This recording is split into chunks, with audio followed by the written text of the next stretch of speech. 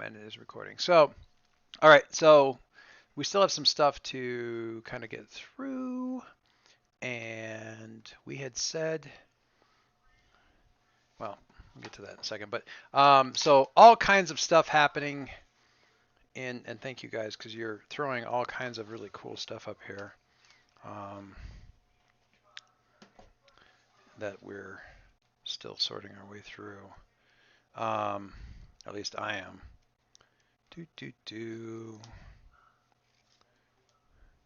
Maximum lore. Been talking about the floating continents thing, which is awesome. I like all the imagery here and the possible ships, sky islands, the mist barges, land bridges, lowlands. I like the idea of magic sort of being heavy or the power being heavy. Mm-hmm. I like the idea of it because I was talking to Bill a little bit about this earlier because he was like, "Did you even look at?" He didn't say it this way, but did you even look at this thread? I'm like, "Oh yeah, it's really yeah." No, I meant to say it was super cool, and I basically I took his initial post and said, "Okay, that's canon. That sounds good," and just that was all I thought about. I love the idea of things like uh, as that kind of power sinks. So gemstones either are naturally repositories of this kind of stuff. You guys talked a lot about the mess, but either or can more easily be made repositories of this kind of stuff, which makes them. I mean, it's a common theme in fantasy stuff to have gems sprouting all this stuff and naturally occur. You've got the I see the orchestrated flying big flying stuff like say some sort of flying city or whatever being the kind of thing that has been made back in the era when like Nalrus was still a going concern, whereas people might do smaller stuff today but probably aren't flying any new islands intentionally, although you do still just get as part of say earthquakes or regular planets get earthquakes and volcanoes. We get there's a new island that just broke away and is now floating randomly into farmland territory, still dragging, you know, a chunk of, a gouge through the world, that kind of thing. Fungal forest, the lonely tower. I love all this stuff. It is awesome. I wanted to look at the other stuff here. We'll get into the going deeper thing because what we had said we still needed to do as part of the sort of guided establishment thing was the rumors part, right? We And did the also we bonds. did the overlord bond, and then we do the rumors thing, and then we do bonds, and then we look at going deeper. I think we should definitely look at going deeper. Bonds come before rumors, technically, on the quick start, but Well, yeah, I think the quick start is in a different order. Yeah, it is. I think See, actually, yeah, it does do in the book. It actually does rumors first, I I then okay. bonds, I would like to then the speak going with deeper. yes, I would like to speak with gently with the person who wrote the book and tell them that quick start sounds a hell of a lot like quick reference, and the quick start is not a quick reference. It is literally a different set of character generation rules than everything else and happens in a different order. And people look at it and think, oh, this is the quick reference to all the other stuff. And it's not. It is in literally a different order than the book because it's not that same rule set. It's the quick start rule set as opposed to a quick reference for the regular rule set that it tells everybody that it tells you to do if you have any choice in the matter. And that's not it's confusing because we keep looking at it going, that's not what the quick start says. And that's because it's not a quick reference to the actual rules that we're looking at, which is annoying to me. Also, Yes. at least on the copy that Dad got, the little kind of cover that has the different symbols in the kind of flower shape, the one for the dwarves is upside down. Well, that bothers me a lot less. It was just a small thing. Okay. So now that we've established the stakes, what people did the Overlord hit first and hardest, I would like to. I should catch you guys up. I did some stuff for what all did I have to tell you about about the Overlord that I hadn't told you yet before. Purpose is ultimate power. The agenda is create opportunities to do good, play to find out what happens, place wonderful things in jeopardy, which is the expression of ultimate power. You guys did the bonds. I destroyed Wynn's hometown. I killed someone important to Viren's. Viren's or Viren's? Virens. Viren's. Carabas knows the details of my previous defeat. Rowan's people serve me now. Only Wrangler Ann knows my weakness. Wrangler Ann. Copper cages. Okay. Apparently. A cage made of copper. And Who I have are you, Metro Man? Metro Man. Yes. Oh, a tragically overlooked movie. I Tragically. watched that like 3 days ago. It's such a good movie. Tragically overshadowed by what I consider to be an inferior movie in the form of Despicable Me. That movie. Stats. I'd already said mythical. Somebody else suggested hidden base, which I love, and I'm totally going with. Our Overlord's third stat is skin changer.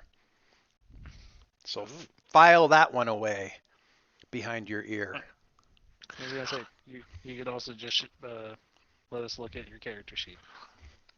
I don't think I can because there's stuff on here you can't know. So I'm sorry, they were mythical, hidden base, and Skin changer. oh, good. I think there's only one thing we can't do. What's that?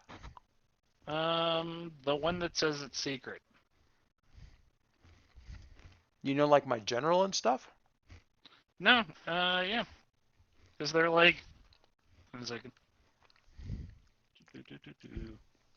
Yeah, I don't. Choose a secret. Go. I was gonna say, the secret reason you're doing all of this. You don't have to tell the Fellowship your choice. I don't think I have that actually written down anywhere. Do I? Yeah, I if didn't you know. do, I didn't know if the bonds. I didn't know if the bonds with the general and stuff mattered or not, or if that was something that was supposed to be. I guess it's a player thing. It could be a player thing without it being whatever. I can do that. Edit. The only way I can make it so you guys can see the character sheet is to make it editable and controllable by all players. So there, boom. My starting general is Bondana, who has no sense of right or wrong, whose stats are no sense of right or wrong, kaboom, and mage armor, and threat to the world.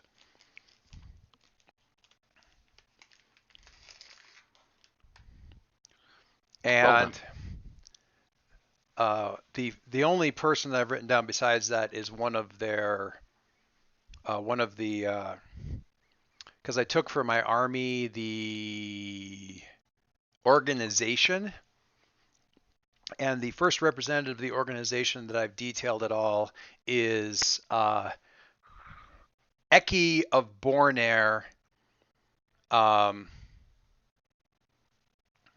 who Rowan can tell us about more than I can.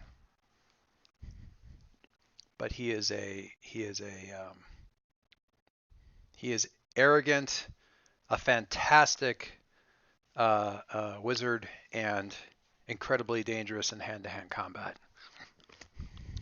Also arrogant. Did I mention arrogant? He's arrogant. He's really arrogant.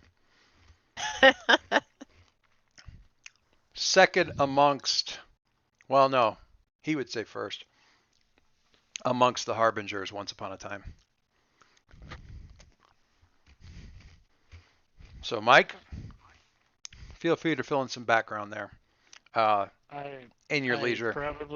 I was about to say, I probably will. I'm low energy today. You certainly don't need to at the moment. Okay. Also, I was slightly wrong. Oh, what's that? You do have some secrets.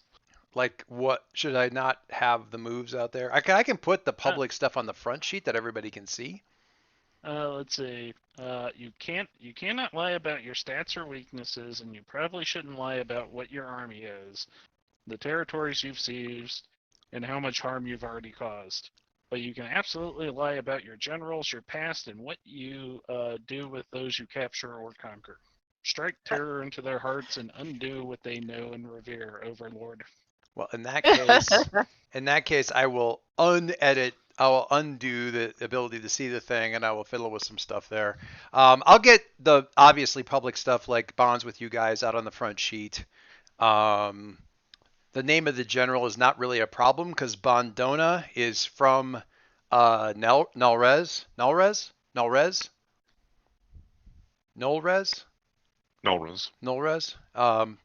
Bondona's. Has James gotten back on? Yes. Okay. So Bondona is from Nalres back in the day. So that name would be known to at least some of you. And in fact, you can probably build a bit of a myth around this because it goes back to the old stories, right? That everybody thinks are a myth. I got to change this bond. I'm sorry, I got the name wrong. Sifle. I tried to get something that was at least somewhat, at least in spelling, somewhat similar to that linguistic horror that Wynn picked for his real name. Their real name. Hi there. Sif. I forget what group I actually what modern language I drew off of for that. So I grab names from a language where the A and the E get munched together into whatever the hell that thing's called. Yeah, I couldn't find that one in the generator I found. So, assuming I'm mispronouncing it, but in any case, the general's name is Sifle, and the bond with the Overlord is Sifle betrayed everything they loved to serve me. Yuck. What was that, Margie? Yuck. Yuck. So yeah, Sifle and Eki of Bornair. Eki. Hi. Anyway, I'm just making the jokes first before you guys do. All right, so we had some stuff. Okay, so now we've established the stakes. We know who's worried and who isn't. We know why the world is suddenly paying attention to the Overlord. Oh, that was the other thing. What impossible thing has the Overlord already done? Keeping in mind that you are the only people who actually think the Overlord is actually active or in fact exists, thanks, I think, at least in part to Rowan, this thing has not been attributed to the Overlord by anybody other than yourselves. Okay? So the impossible thing that the Overlord has already accomplished is the Overlord brought an island. Or wait, no. Yes, the Overlord brought an island down out of the sky. Shall we say precipitously?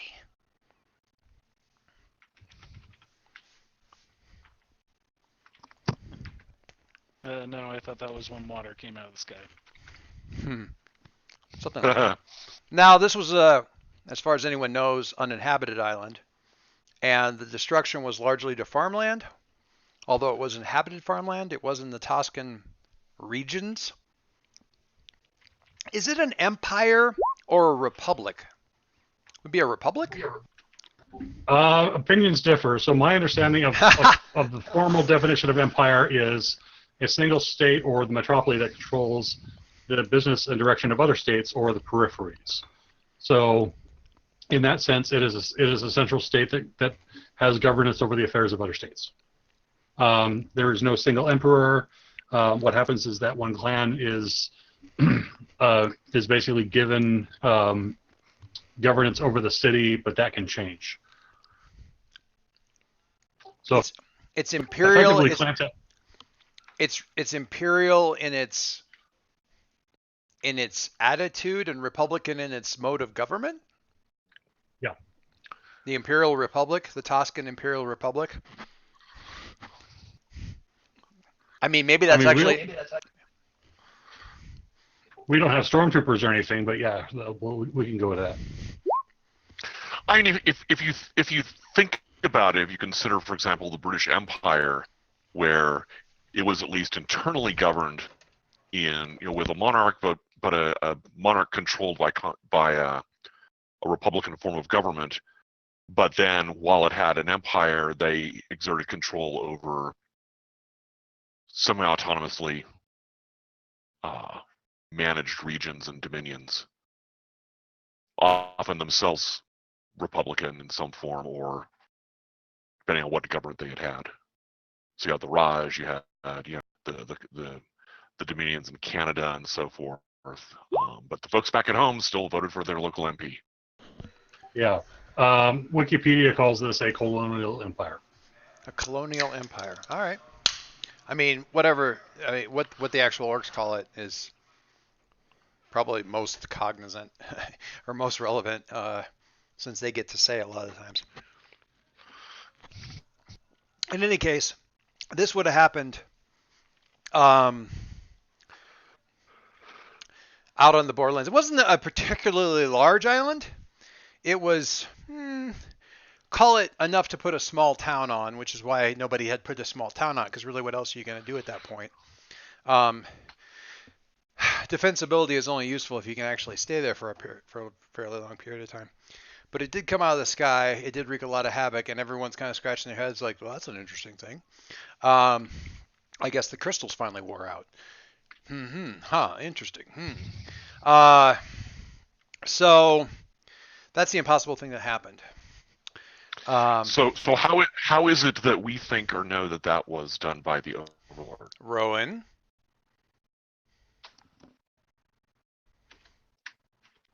I mean, I can answer this. I can answer this question if you are like, no, man, I ain't got it, because it's not a particularly convoluted thing.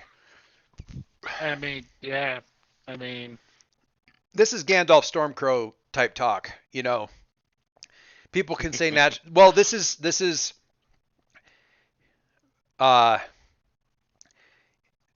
to the thing starting, he has convinced you, or you've allowed yourself to play along with being convinced, or whatever. But for whatever reason, his argument here is that this was done intentionally, it was done with purpose, and it was done by the Overlord. And here are the signs there too.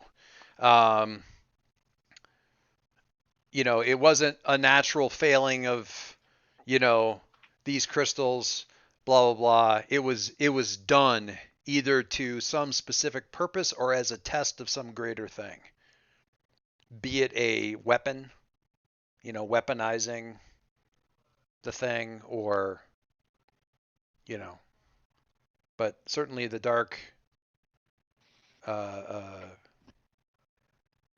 hip-hop stylings of the Overlord. I mean, probably that's not how he said it. I mean, very, very probably that's not how he said it, but something to that effect. It could have been. But it could have been. It is the dark hip-hop stylings of the Overlord, wiki wiki wah. I've been watching a little bit too much Samurai Champloo, which is a wonderful period, Edo period samurai anime with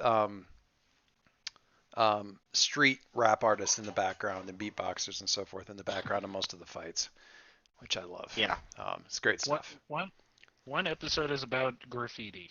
Yeah, it's I love that show so much, and I really shouldn't, but I do. Well, the parts where they're like, we went for historical accuracy here, and then the parts where they're like, we threw historical accuracy out the window, is just like the correct blend. Yes. I've been watching I watched the first couple of episodes, and I will say, I mean, my daughter. So we watch Castlevania, which we like because of the really, I mean, there's a lot of reasons to like it, but one of the things that's appealing is not the vampire stuff, because a lot of times you're like, I like Castlevania, what should I watch? And they recommend like 14 vampire 100D spinoffs.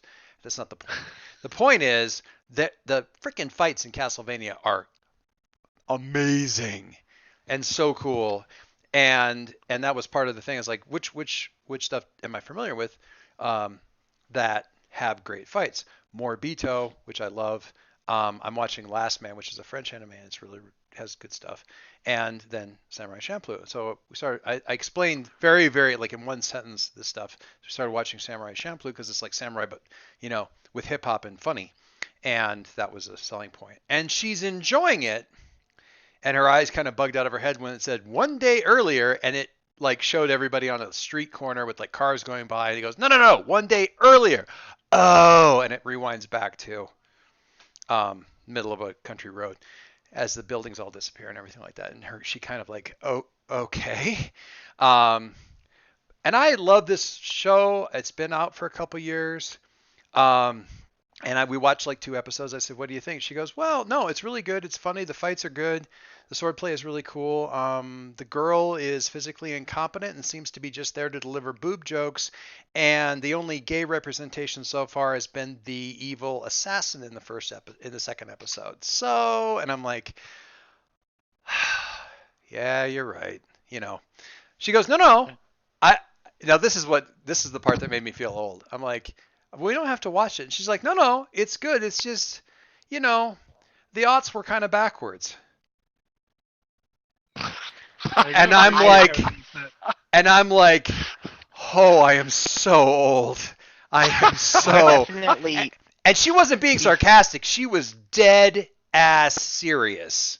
The aughts were kind I of felt backwards. that in my soul. Right? Well, she That definitely hurt. has. She definitely has the whole the female being there for boob jokes, because I haven't watched through all of it, but I have a vivid memory of the first episode where the She's got the girl grenades is in her running. shirt. Yeah, she has the bombs in her shirt, so it looks like it's just boobs flopping everywhere. Yep. And that's all fair. It's all fair. But for her to then say the odds were kind of backwards, and I'm like, oh, I had to like just kind of lean over and take a deep breath, like I just taken a gut shot. It hurt. And she was dead. She wasn't trying to burn anybody. She didn't realize that this was like that kind of a soul shot, as Bill described. It was just how she sees things. And she's not wrong. But man, I do appreciate how you said that it came out a few years ago. When it came out in 2004. I mean, it has been 15 years. Yeah. I was showing her. I have got some anime up on my. Put some stuff that she hasn't seen. And I picked up a copy of Your Name, which is fairly recent and it's gotten great press, and I want to watch it with her and stuff. But one of the ones that I already had that kind of led me to a couple other things was The Girl Who Could Jump Through Time, something like that. And I played her the trailer for it. She's like, "It was really cool." And I flipped back to the main screen, and she's like, "Whoa, 2009." And I'm like, "Shut." Or no, it was 2006. And she was like, she's like, "Man, the animation's pretty good for back then." I'm like, "Shut up." And she's not even trying to get me. Like, if she were trying to get me, I'd be extra. But this is just breathing. And yeah, she's getting pretty hard. It hurts. It hurts a little bit. Anyway, let us not talk about like Cowboy Bebop or anything like that, because Champloo is after Cowboy Bebop by a lot. So anyway, okay. I don't even remember how I got there. That's terrible. That's just the worst. But where I don't. So page 117. Oh, thank you. We're just going to go back to this. So what the impossible Overlord thing Monster Divine- dropped? okay. They dropped. As far as Rowan is concerned, and has convinced all of you, they dropped an island out of the sky. It was quite terrible. So now we've established the stakes. We know who's worried, who isn't. We know why the world is suddenly paying attention to the Overlord. At least you guys are, and why you've all been brought together. Establish everyone's bonds with the Overlord. Done. Each player chooses one Overlord bond from the list, writes their name in the blank, done. Each player answers the next prompt individually. Choose another player. Tell us a rumor or superstition your people hold about their people. They cannot tell you whether or not it's true. Say it again.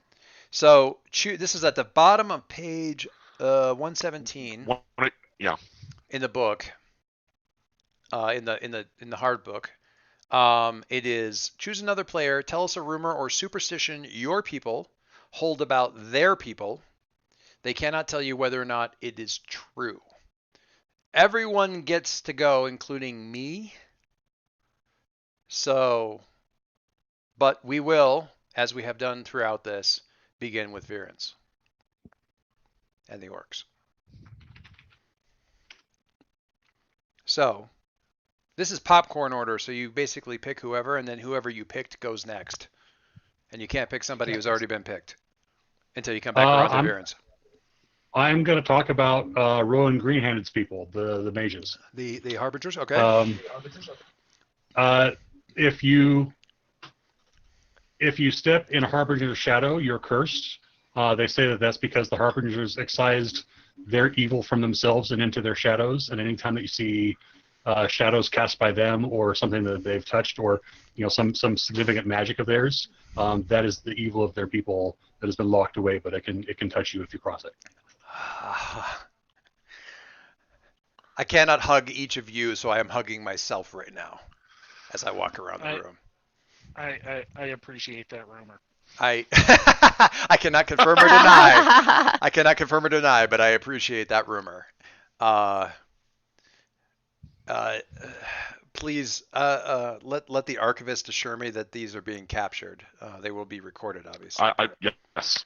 Okay, so that leaves Rowan with Yes. somebody to pick on. Yes. Good Sir Overlord. Oh, okay. I am terribly. I am horrible at pronouncing your last name. So say it once for me, so I don't struggle with it. Tenebrios. Tenebrios. Tenebrios. All I think that would be the Latin. That would, if Tenebris. Actually, Tenebrus would be the first. I think it's Tenebrios, but Tenebrios. I think it's Greek. Oh, there you go. Ursula Tenebrios. I like that. It's got a nice flow to it. Tenebrian tentacles. Remember those? Oh, yeah. Yeah. That's how I learned the word meant shadowy. Mm-hmm. So, yeah. Ursula Tenebrios. All right. So the council, amongst the magisters, Okay. there's the Council of the 12, which are the High Magisters, the Lord Magisters. And the rumor amongst them is that there is the 13th Magister, Magister Tenebrios. Oh, that Tenebrios is one of the harbingers. Interesting. Well, one of the magi, one of the magisters. That probably perked up a few people's ears. Like, even if Rowan doesn't know Ursula's name, if he heard Tenebrios, he'd be like, "Oh, know that name. We were told to be worried about that name." I like it. I like it a lot. Okay, so that's me.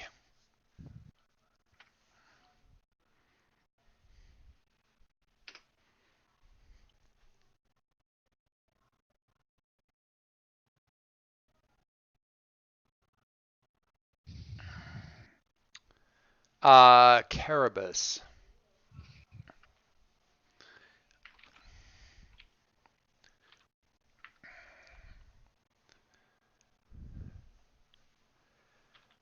This is interesting because I'm not exactly sure.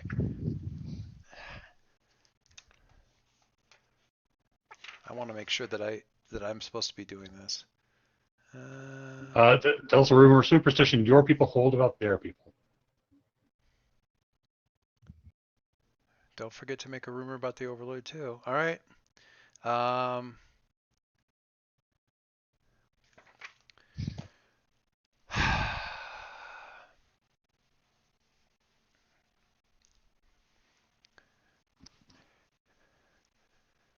Advice if The you're having reason? problems. Go. Yeah, no, I got one. Okay, go. The reason that the halflings are free now is that they were originally created from inferior stock.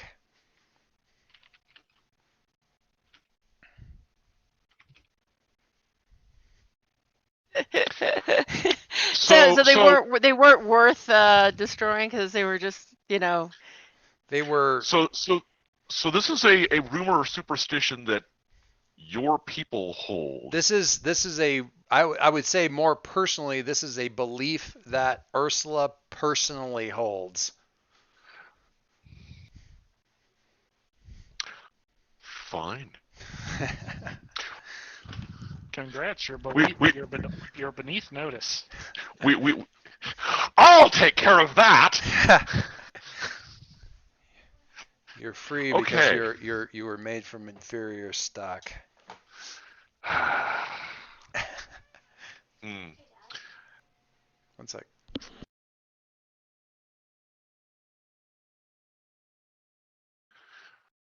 Choices. The thing where you said about Samurai Champloo about it's fine if we keep watching it. The odds were just kind of backwards, and the odds for us are very nearby, and for you it's ancient history. And yeah, you made us all feel old. Go away now. Go away now.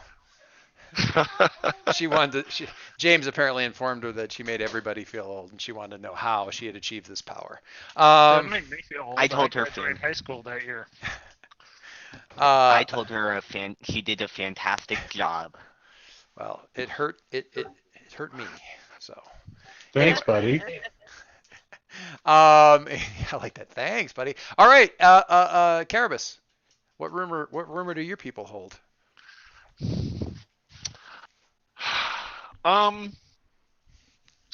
Well, I had one that I wanted to use, but I'm not the last one, so I can't put it on Viren's.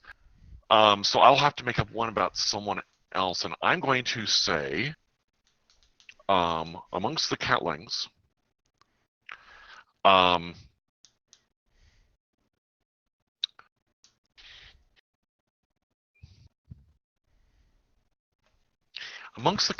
it is said that the people of the lost city of Nelres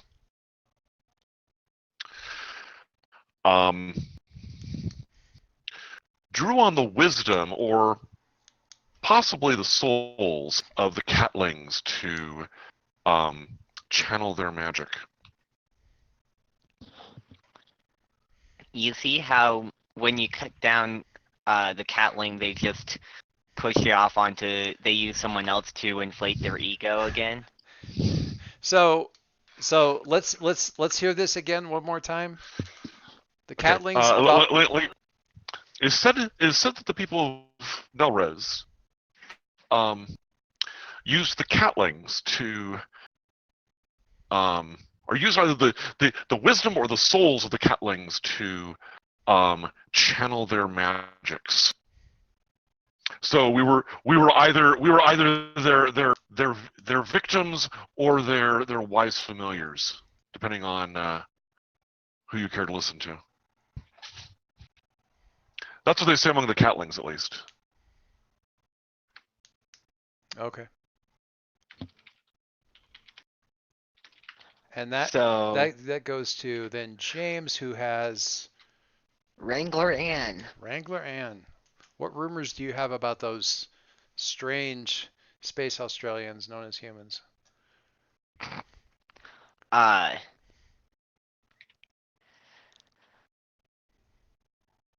The rumor originates from generations of O'Here that humans have always been around and will likely always be around, but will continue to remain dumb as a rock. Love you too, darling. So Keep in mind, the so Ohyr are rather stuck up. the Ohyr. So they're an older race or something like that, or a different race than whatever they once were. They're not human. It's not a kingdom of humans that things went No, sideways on. They're a different thing. we were a different race. We're not human. Wynn gives you a look when you suggest that.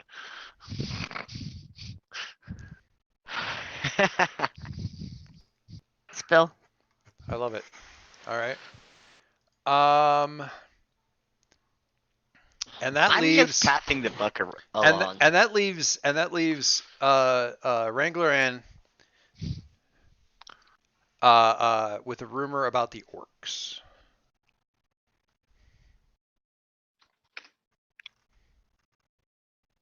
It is common knowledge that the Orcish Empire is something of a pyramid scheme and would not survive if it did not keep expanding. So capitalism. No. Okay. There's actually No, lots of that was it. fantasy examples of That was a shot you at capitalism, not at your answer. So the idea is that in order to keep the orcs or for the orcs to live in the manner to which they are accustomed, they have to continue to expand their empire and tax base, if you will. interesting theory. Interesting rumor. It's not I'll rumor, just say it's that common knowledge. between the red and white Russian factions during the Communist Revolution, we were the Greens. So that's Oh God. we are the Green Party. Okay.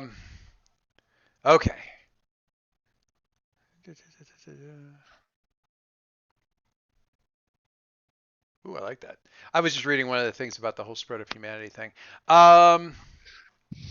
Okay, and finally, Viren's. No, wait, that was everybody.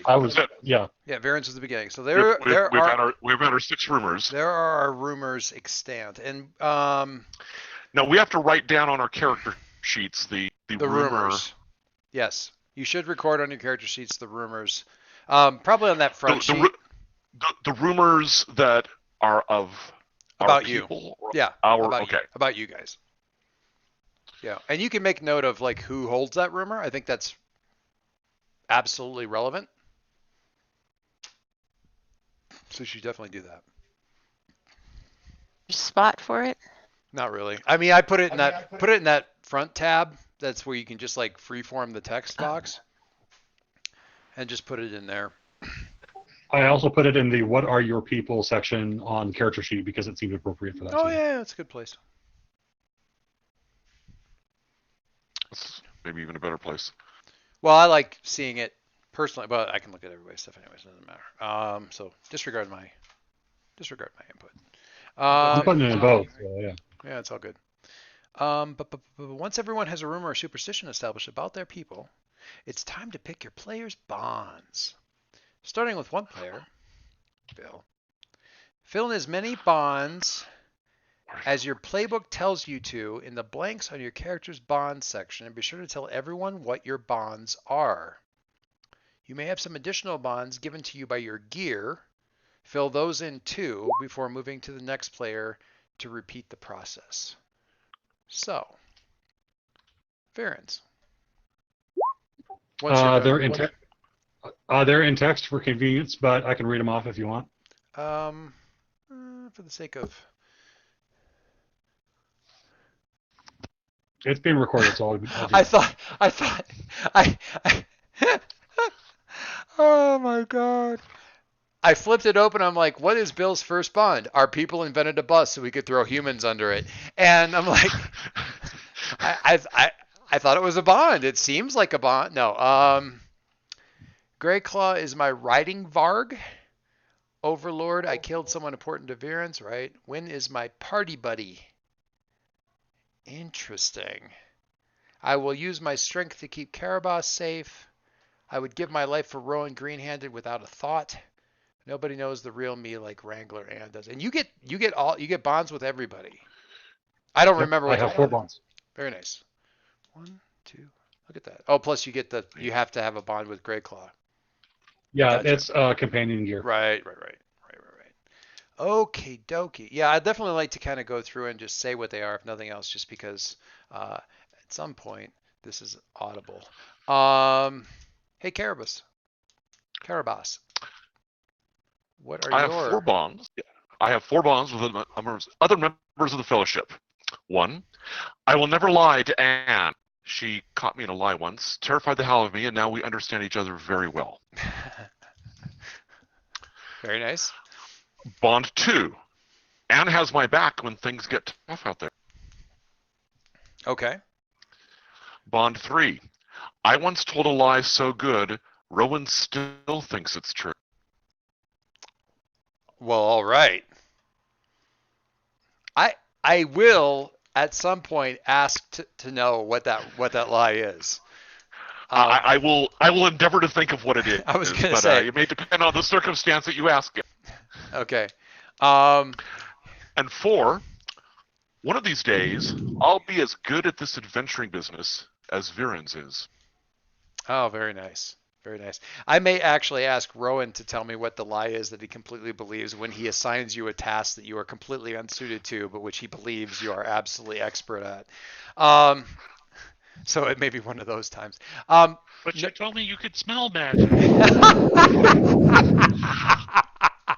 I can smell you, and you're magical. That counts, right? It's technically right. Okay, that's good. All right.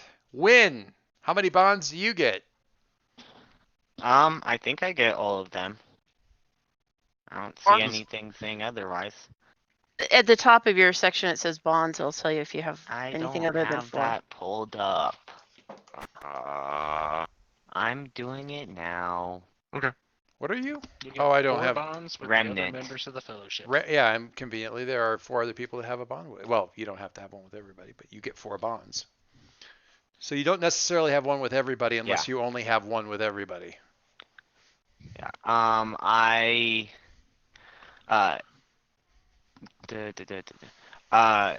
Rowan Green-Handed found me in the ruins. Very nice. When Wrangler Ann tells me that she does not fear me, I believe her. I love that so much. I might be dead, but she has dead eyes. No, I cannot let Virens fail in their quest. And I often go hunting with Carabas. Interesting. What use do you have for mice? No, I'm kidding. No, it's because birds He attracts birds. are attracted to me. Oh my god. So it's less hunting and more I stand there and he. You're a reverse scarecrow? Yes. Reverse Apparently. He has an endless supply of undead eyes to attract the crows. Oh my god. Completely unrelated. A friend of mine was at a sort of a special effects warehouse thing out in LA and was getting a bit of a tour and came across 2 gigantic boxes that were sitting next to each other labeled fish eyes and articulated ankles. And she turned to Articulate ankles or articulated ankles? Because that's 2 very different things. Articulated ankles. And she turned to the tour person and was like, "Oh, it was Dave. It was Ishan." And she turned to the tour guy. It's like, well, it wasn't a tour guy, but the person giving them a tour was like, "Please tell me that these boxes contain exactly what I think they contain." And the answer was kinda. One of the boxes was the articulated ankles were unfortunately basically just hinges for like wrapping feet over for different things later. But the fish eyes were actually eyes that had been used for. There was apparently some restaurant or place that they wanted these big mobiles of fish sort of flowing through the air up in the big open air kind of entryway atrium thing. It was like 2 or 3 stories high. And they had grand visions for what this would look like. And those grand visions included way more fish than they actually ended up making. So they ended up with literally boxes of unneeded fish eyes that they've never been able to figure out what to do with. And they don't look like anything else, so nobody else wants to use them for anything. It's like, oh, you could use these eyes. And they open up like, duh, no, God, why would, duh. So, yes, extra But you eyes. can't throw them away because they're cool and you spent money on them. Extra eyes. Sorry, not Win. Wrangler Ann. Can you come back to me? Yes. I didn't have this all written down. That's fine. Rowan Green-handed. Alright, so first, Ramiel, my rock ferret. Rock ferret. Fox ferret. Yeah, fox ferret. No, I have a bond with him, which is Ramiel is my constant companion. Okay. And then I only get 2 bonds with the other party members. Total. Right. Total. Interesting. And again, I can only have 1 bond with 1 person, and people can only have 1 bond with me. With the possible exception of the squire. Yeah. So my bonds are: I have done many a favor for Wrangler Ann. Everyone wants to be my friend. This is interesting.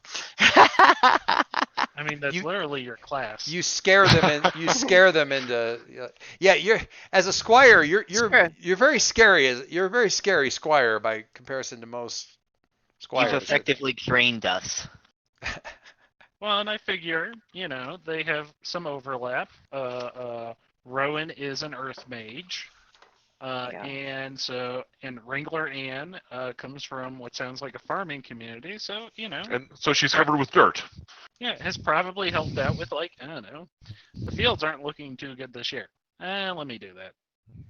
Very nice.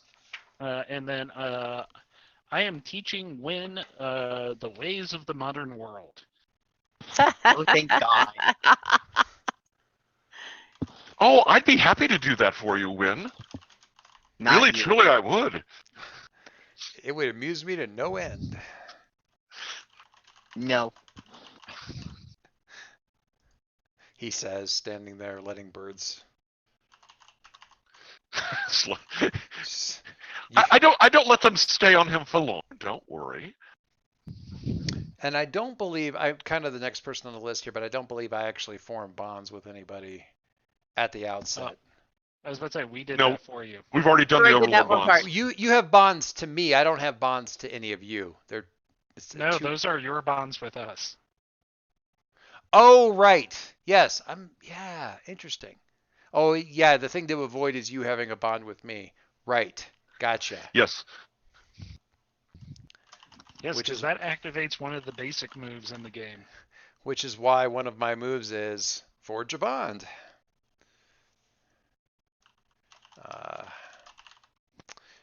I have. I wonder. Well, I don't think my gear necessarily needs to be detailed and right off the bat. Anyway, I mean I've got it detailed, but I don't know that you guys know that yet. Threat to Keep the it world. secret if you want. Well, Unless there's I don't know, some powerful special attack that you think that all of us need to fear whenever it comes up. not yet. Bring a vision. Question.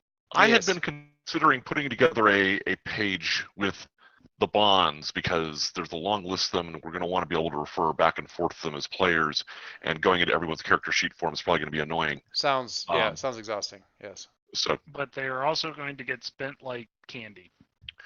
that's true. So maybe I shouldn't. Okay. Yeah. Well, I was going to do them have each person's in a comment so they could edit them themselves, but Like might as well do it in the character sheet. I was Yeah. about to say, But like can you- wiki on the forum? Oh, we can't see it on the character sheet. And you Yeah. can't see it on the character sheet, so you can only see the cover. I was about to say, I So- can see everybody's character sheet. Can you? A Oh, lot. are you still a GM? No, not that I'm aware of. Let me try. Can you see the, like, if you click and then go to the character sheet tab?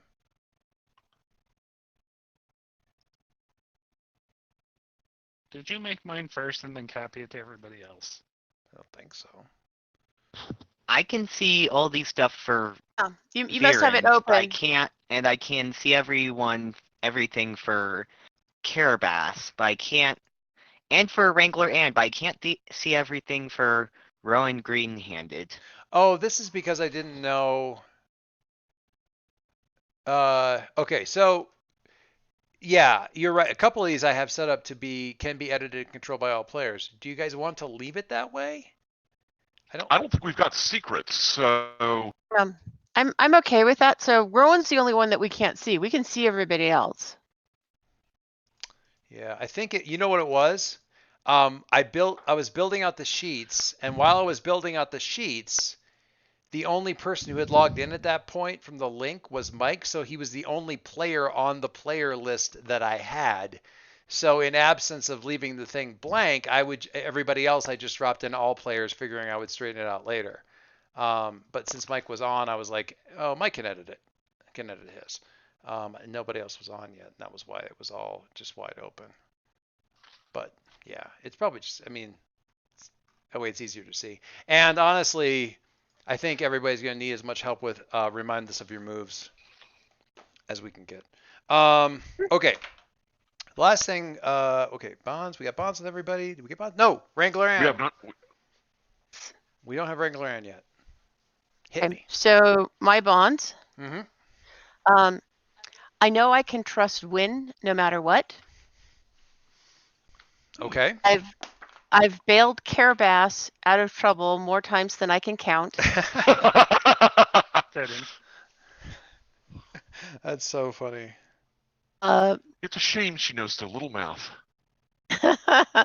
Virens and I have shared a moment of peace together. And I'm afraid of losing Rowan. All right. I like that.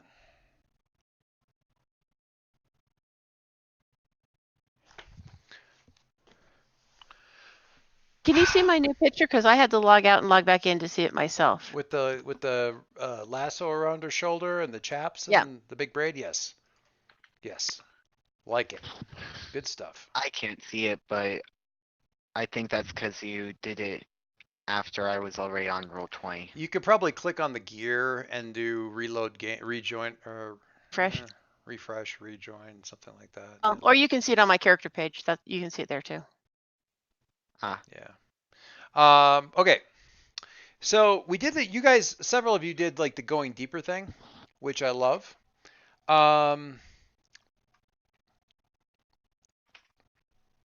What I'm going to say here, I don't necessarily want to introduce everything as canon right off the bat. And the implication here is not that everybody answers all these questions the way it's kind of written out in the book.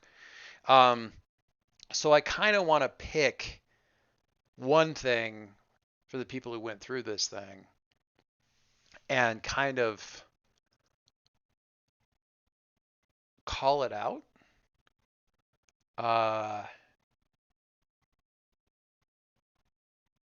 So the Empire of O'Here. I'll ask James. Do you have the information that you wrote up for that handy that you can reference? Yeah. Okay. Half a second.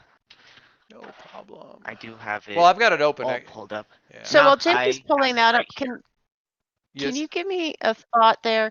Okay, so on the gear, so it's blank of blank, so 1 of 1, 2 of 2, of what we're at. One of the things that I have for mine is a horse or pony for everyone. Would those 5 of 5? Yeah. I guess. I think it's more meant to be like some of the stuff like certain ranged weapons and stuff have like ammo like 3 of 3. like stuff that can Well, or be. food, has Yeah, food. things like I don't that. think you necessarily do it with the mounts. If you do the Yeah, mount thing, I thought. there's some of these where they don't have a how many that goes The with box them. next to them, right? Okay. Yeah, and in those cases, I wouldn't worry about it. Okay. Did you do the horses? I thought everybody. Well, I had an extra one blank. I hadn't picked my last one, and then it was pointed out to me that while other people could travel, was probably not just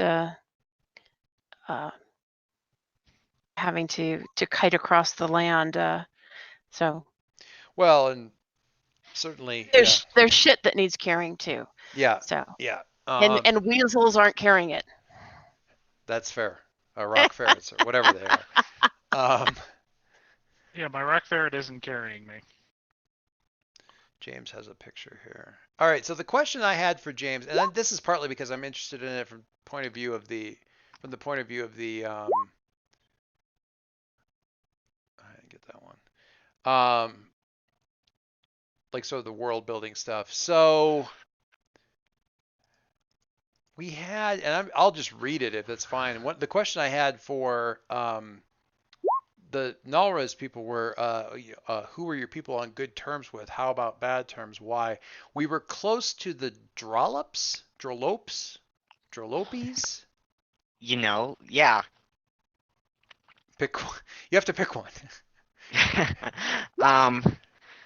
The Known we're as close to the Drolopes, known as the Red Miners, who I like Red Minders, who share an appreciation for the more earthly sciences and even adopted our Holy Lady Inger, who watches over the rocks and the earth. We often fought the foul Agic Empire as they insisted that our great boundaries overlapped theirs, despite our statues having stood for centuries before they even came to these lands. How dare they? So you like your border markers were big statues. Yeah. Yeah, love it it. was It's like and the Argonath, only yeah, around the entire kingdom. I love it. and a variety, not just guys, a variety of all genders. I like the idea also that like as the empire expanded, like you've got those things at interior points in the old kingdom, where the border once was, and now they're sort of like you get cities where the old city wall is inside the city, and the new city wall is you know further out. Um,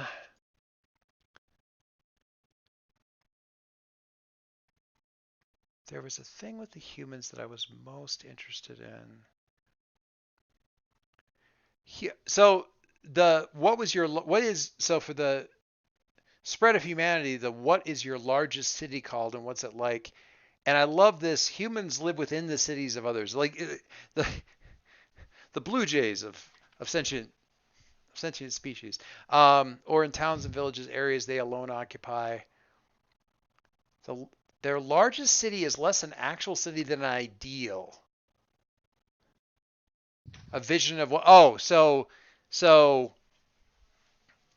if we could run a city, it would look like it would be this. So the ideal human city is this. So it's something to aspire to rather than a place that really exists necessarily. But they tend to. And the key there is it's a center of trade and exchange of ideas and Yeah, the so between it's Paris. Yeah, I like that.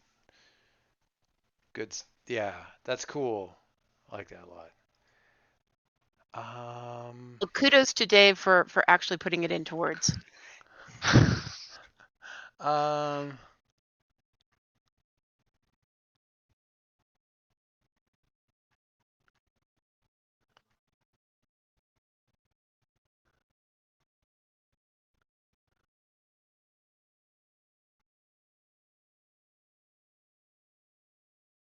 and I think I was kind of also. And the York or I are going to have like ongoing discussions about what democracy really is. I like that. We actually get along with so the thing I had for Caribus that I was interested in also is because I want to know what these wood elves are like later, so let's introduce them and get them canonically in here. Is who are your people on good terms with, and how about bad terms? And Mhm. Dave, if you want to read that, by all we, means. we get along with the wood elves tolerably. I mean, they are slow and clumsy, easily tracked in the forest, but they aren't territorial. None of They've those been known things to are give true. I like that. None of those things are actually true. Anyway, carry They've on. been known to give good scritchy massages. They hunt reasonably well, and they have the most amazingly entertaining, aloof, and superior attitude you will ever run across. Wow. Oh God. Mirrors are powerful things. And bad terms. Bad terms. Well, we've been trying to avoid the orcs because for all their autonomous local stuff aside, they still want to take some of our stuff. Plus, the The rumors. rumors. The rumors. I want to know what his rumor is about them, but you're just gonna have to. We're just You're just gonna have to wait for that. He's got it written down. We shall wait. Mike had a thing. I feel like didn't we have a thing? Well, a lot of these questions were sort of answered for the orcs in Bill's stuff. So we have a lot of these answers in here. What is the one thing that the orcs have that no one else does? The thing that I proposed was that the orcs have a specific type of animal shamanism where they conjure up spirits from creatures that have been killed in a ritual hunt. This empowers their weapons and some other things. Orc drummers use music in their performances, but also this is kind of their gateway to interacting with these animals, and they use them as messengers and spies and guardians and things like that. I like that. I like that a lot. This leads me to a question inspired, if not really related that much to this. Does anybody do, I hesitate to call it necromancy, spirit talking, in the sense of sentient creature spirit talking? A cousin, this is what, because Bill Singh reminded me of it. Can anybody speak to the spirits of the dead? We do that all the time with Wynn. Yeah, I was about to say, Okay, hi, I'm here. with the exception of those walking around with a body, but like the spirits of a place or like talking to, like legitimately talking to ancestors, things of that nature. Is anyone known to do that?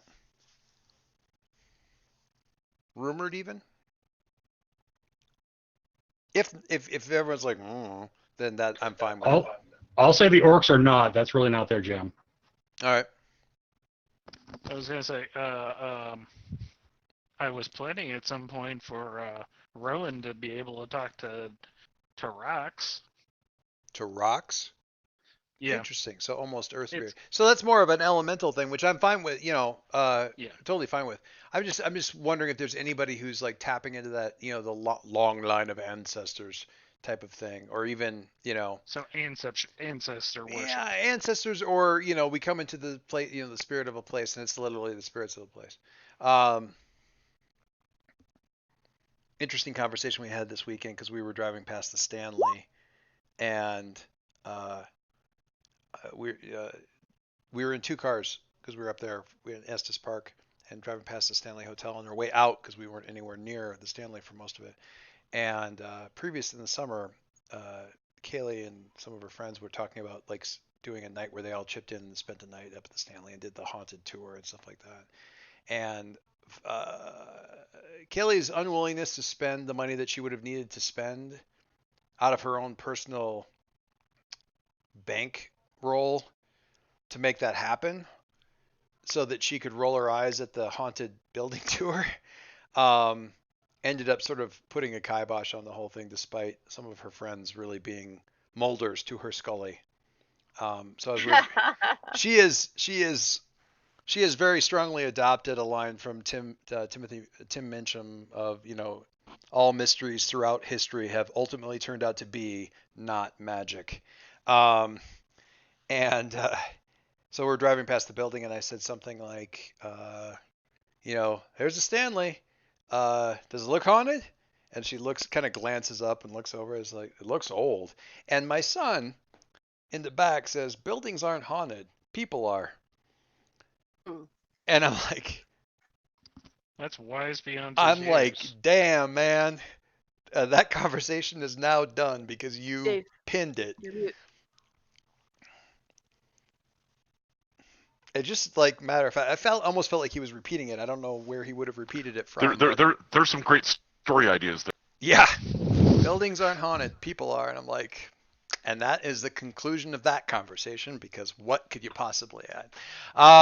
Okay, so we had the thing. I love the animal, the animism. Is that fair? Is that I may be misusing that word in this particular context, but and we had the mages of the tower. Yep, our big floating cloud tower. I like that. What's the political structure? Dictatorship. We called it America meritocracy, but there were only 12 of us that were any good, so it was basically a dictatorship.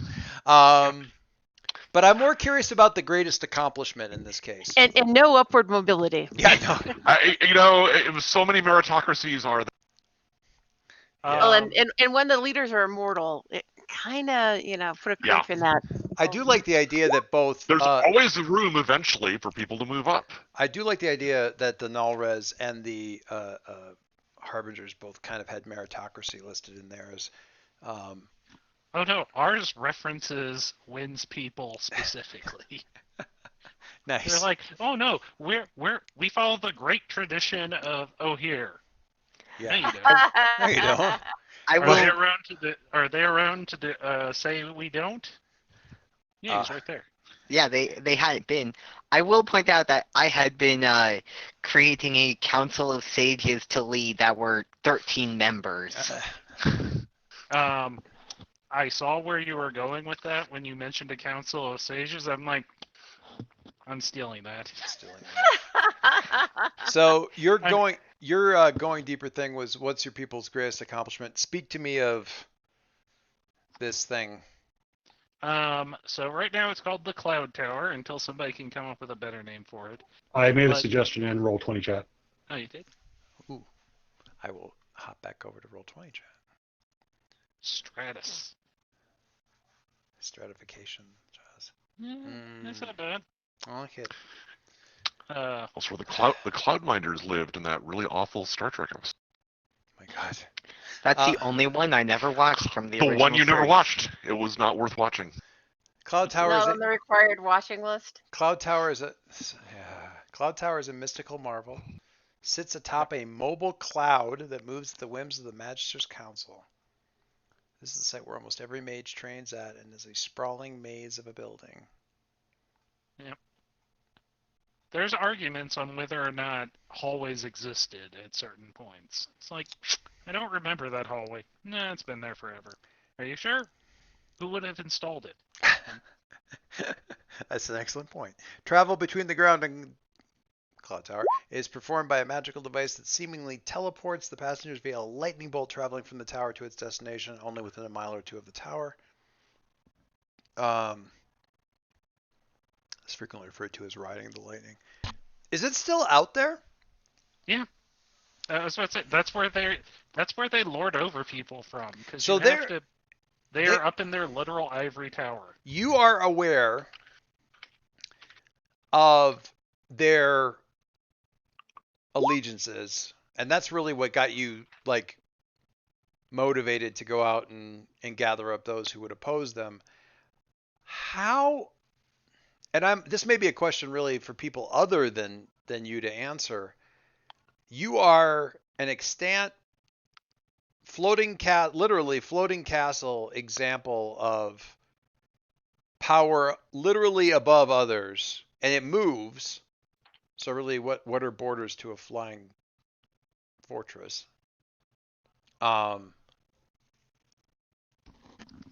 What do the other people of the world think of you guys, of the Magisters? I mean, what, you're not dictators as such. To their face or behind you don't have a. I mean, do you have a kingdom as such? Are you taking tithe from whatever land you happen to be above? Or Uh, do you move but you tend to stay within borders that you functionally control? I say you, obviously not you, but no, they tend to just go wherever the wind takes them until they're like, we need to be here. And then okay. they go there. So, you know, it's that one rain cloud in a sunny day that everybody kind of looks up and gets very nervous of. Uh, You think it's them? I think it's them. so supplies as such, assuming any are needed, are probably just like we've come near a farming village, we'll go down and trade, and they're going to give us a really good deal because we're bloody terrifying.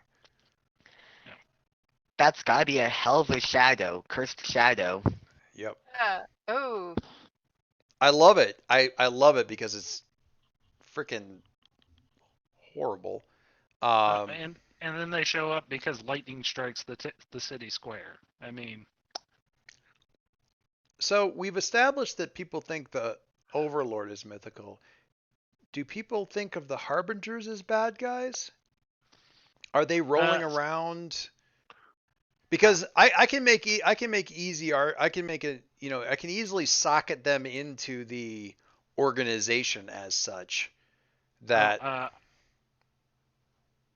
actually put this as number one in there, and that is one mage is, or to steal from Men in Black and shift it around a little bit. yeah, I like that. One mage, oh, he could be a helpful sort. Like they might be helpful. If many mages show up, It's then bad. you're like, oh. So, but they're not like Reavers have just entered the atmosphere. Nope. No, we're not at that stage yet. So they're Nope. still playing basically cool. Okay. I also don't think that they're like law enforcement, but it's like one cop, yeah, that's okay. 20 cops, Bad. maybe not. Yeah. That is a good analogy. Yeah. I think yeah.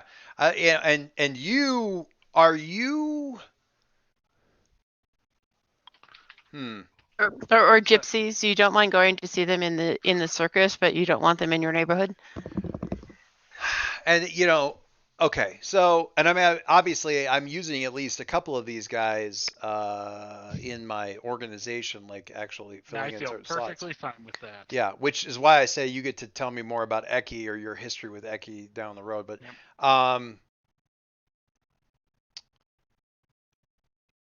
if you I'm just wondering what it's like if you guys just immediately show up with each other. I'm assuming it doesn't immediately turn into Big Trouble in Little China. You cut out a little bit there, though, so You cut out in some key spots there. I'm wondering, and I don't imagine this is necessarily the case, that if you wander into, like if you happen to encounter a couple of your former compatriots in the middle of a street in some town, some city, it doesn't suddenly turn into like a Big Trouble in Little China showdown. Or does it? I mean, are you attack on sight with these guys, or are you more like suspect because you didn't join in? No. So I wrote a thing in there. There are many what I called mage errants. Okay. Or basically people who decide I'm not sticking around the ivory towers. I see. And so these are the people like Rowan who basically are like, all right, I'm done with my training. You guys can find me if you need me, that sort of stuff. I see. So, so if one mage runs into another mage, they're going to be like, kind of like highly suspect of each other. Where it's like, oh yes, how are the towers these days? Nice. Oh, I wouldn't know. I haven't been there for a while. Oh, okay. Now we're cool with each other. Cool. Interesting. Because usually the mages of the tower are highly political and kind of backstabby. And then the ones who don't want to get involved in that kind of just go, be wizards in towers of themselves or live out in the woods and talk to animals all day. Interesting. Okay. How big was the Nalrez Empire before it got started? Before it fell? Was it a great thing? Was it compact but powerful? Um, it was um widespread by virtue of the actual capital of Nalrez really only focused on knowledge, so part of the reason for expansion was to have people who could then do all the other stuff that the people in the capital deemed was below them. Okay. I wasn't thinking so much of the capital city as much as it was like the empire, because we've referred to the empire a couple of times. I'm just wondering how great the empire, certainly since it's not historically extant, it's not here now. There's going to be overlap between, remnants of the thing. And I'm assuming not all of Null. Well, I'm assuming this because I need this to be true. Not all of Nullrez is barren, abandoned, dead person wasteland. That's the capital city and probably the environs. But further afield, what the Tuscans would refer to, think of as sort of the outskirts or the territories or whatever of what would have been the Nullrez Empire, now parts of other kingdoms. Those outlying cities, having survived, are now, independent city-states, part of some other kingdom. Yeah, it was less a empire and more of a we need supplies so we can continue holding ourselves up in our glorious city that you can't come into. Though if the borders were threatened, then it's not like we would just sit around. Right. But yeah, it was. So you're kind of like foreigners in Saudi Arabia, right? So, doing, labor are people brought in from other areas and not part of the society, even though they're the majority of the population in the area. Yeah, something like that. Okay. Mike, where in the book did you find the thing about the feel free to tell the players or not the damage you have done, that thing? Where was that at? That was in the full lore section. The maximum lore? Maximum lore, the second page of that. Alright, I'm back up a bit then.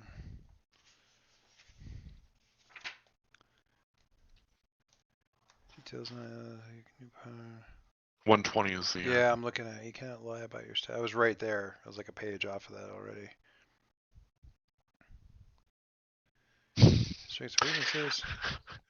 No matter how cool your elves are, people will get tired of hearing about them for 20 minutes if no one else gets to talk about their cool people. Yeah.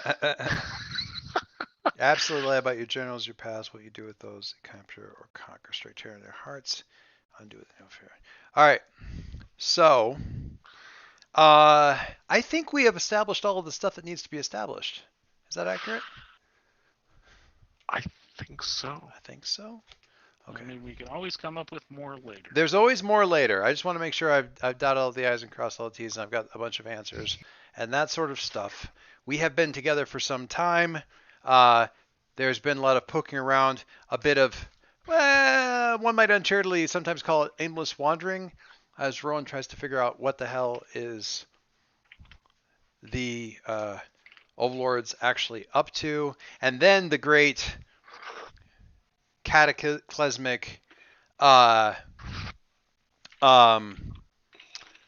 collapse of this uninhabited island, which he was adamant was, assigned. And then, to be fair, there's a few wild-eyed prognosticators on street corners and so forth in various cities that would agree with him.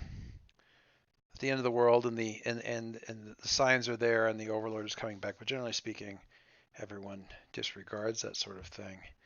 And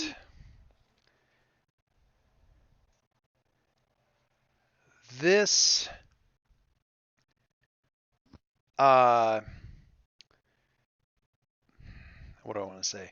Oh, I know what I need.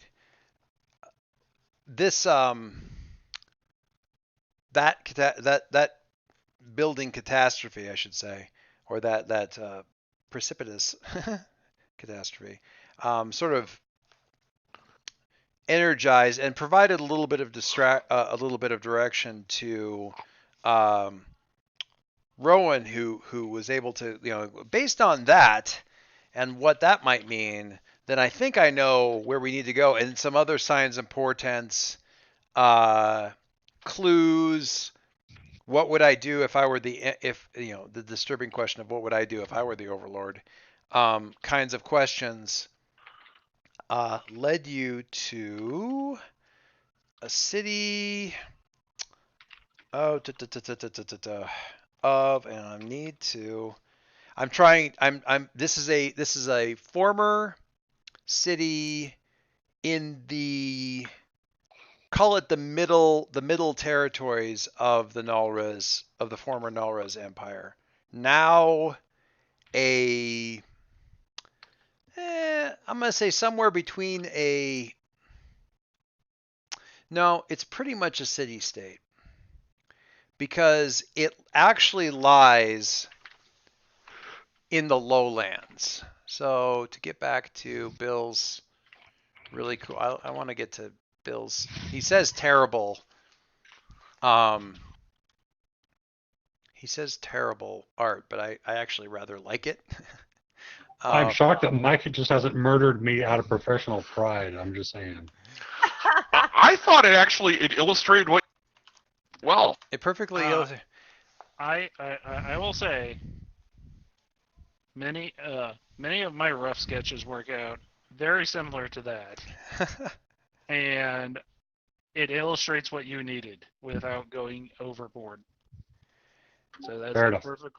perfectly acceptable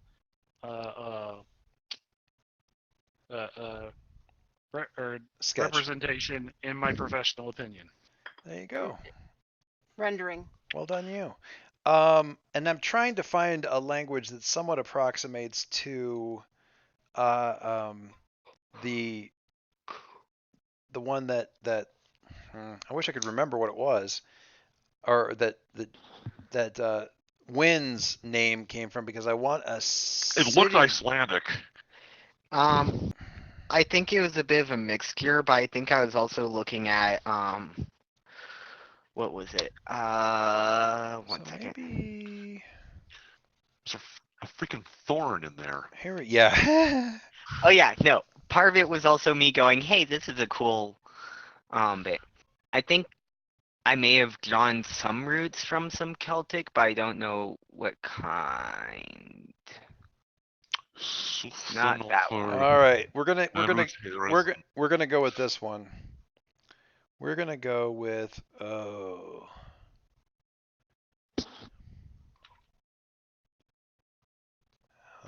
we want to go with it?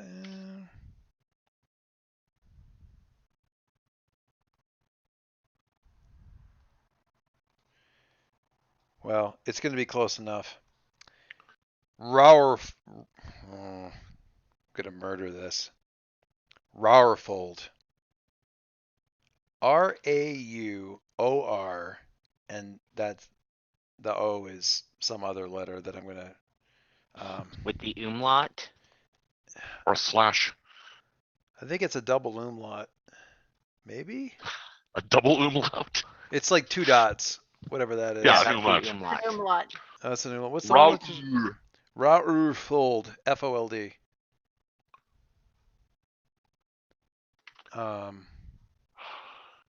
Red Valley. We'll go with Norse. Close enough to Norse. Yeah. We'll get. Oh, you know what? I grabbed it from the previous the name of the general I think I got from Old English, maybe.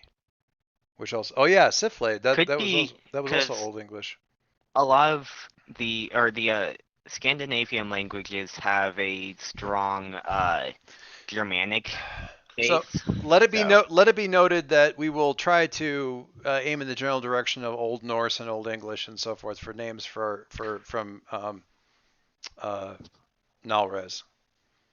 Um, yeah, where the hell did I get those characters from? I do not know.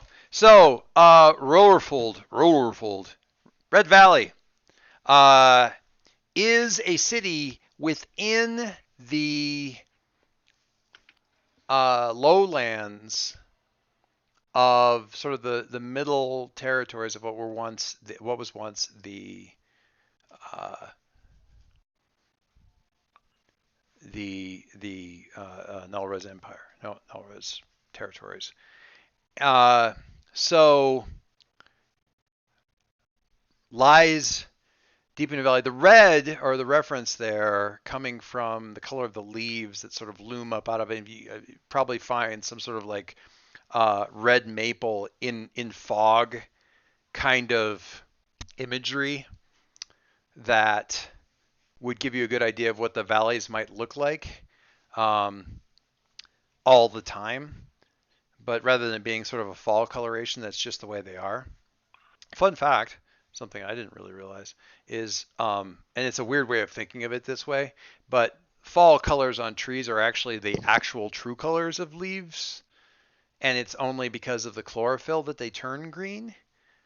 So, like when they turn red, yellow, whatever, all those many colors, that's sort of their true color if the chlorophyll were taken out of the equation, so to speak. So possibly these things would be green if you could get them up someplace where light would hit them regularly, but since they're in the midst, they're red. Mist, it is not unusual, and in fact, we will open the image the imagery that we have as we're kind of looking at this thing is tall city walls. It's very much a finitely defined city by the walls themselves.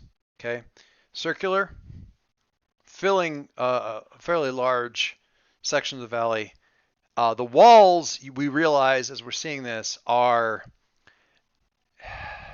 not quite Attack on Titan huge, but they're big because we're seeing the walls and then we're seeing people on the walls and realizing you could probably take 10 soldiers abreast marching in a 10 by 10 phalanx along the top of the wall with room to swing halberds on either side, and you're not hitting any parapets. Big, tall, thick. See guards, and perhaps in the distance you see, two soldiers who are sort of on patrol at the top or wandering back and forth. One of them might nudge another one and point out into the mist where you can sort of see the vague outline of some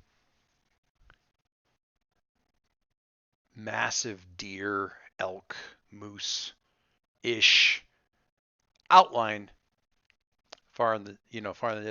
quite far in the distance because they are quite big. And, they don't seem particularly worried about it.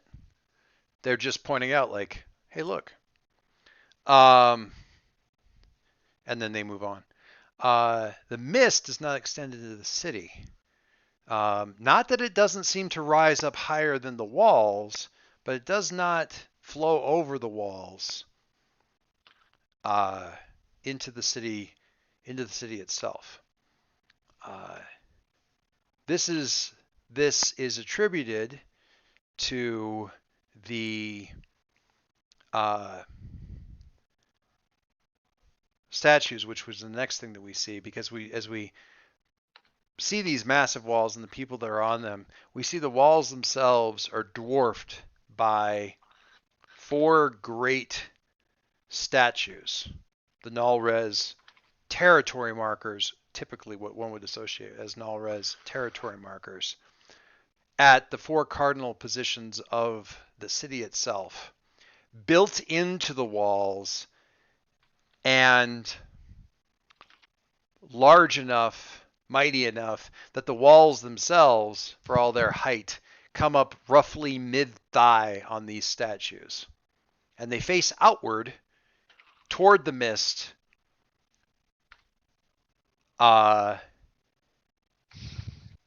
making some sort of forbidding gesture. And I'll ask Wynn here to tell me what that might look like. Whether it's the Argonath like sort of hand outstretched thing, crossed arms, a weapon, bared, a shield. What's the there? It's some sort of denying stance, but what is that? And is it different for each one of them? Are they all identical? Are they different? What does that look like? So they aren't all identical. They're actually based off of the original protectors, and as they spread out, or as the empire spread, and we would have new statues, it would be new people, new famous protectors. Generally, it'll be the outstretched hand, and then they'll have in their other hand their signature weapon. So do you have a statue somewhere around here? No. There wasn't anyone around to build a statue of me. The whole kind of... That's really sad. Do you have a statue? I don't think so. Not yet. Would Not you? the same size. Halfling. Do you? They don't look like you. They don't look, precisely speaking, human. I'm curious what we aren't human. So we're here. Right. My brain keeps trying to fill in what that means. Yeah. Like what their appearance is. I mean, are we talking high elves? Are we talking D&D Githyanki? Like I was thinking, vaguely humanoid. Actually, my Roll20 avatar was an image I found of kind of lacking eyes. Mm-hmm. So part of our society, we placed high importance on knowledge and the finding and preservation of knowledge, and how it was preserved was generally through oral tradition. Okay.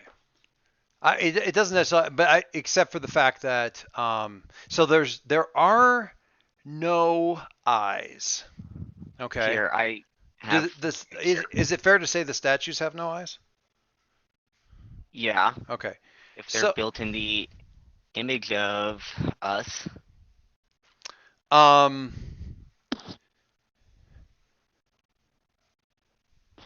We're not human. That's why I was able to bash on our lovely squire. No, absolutely.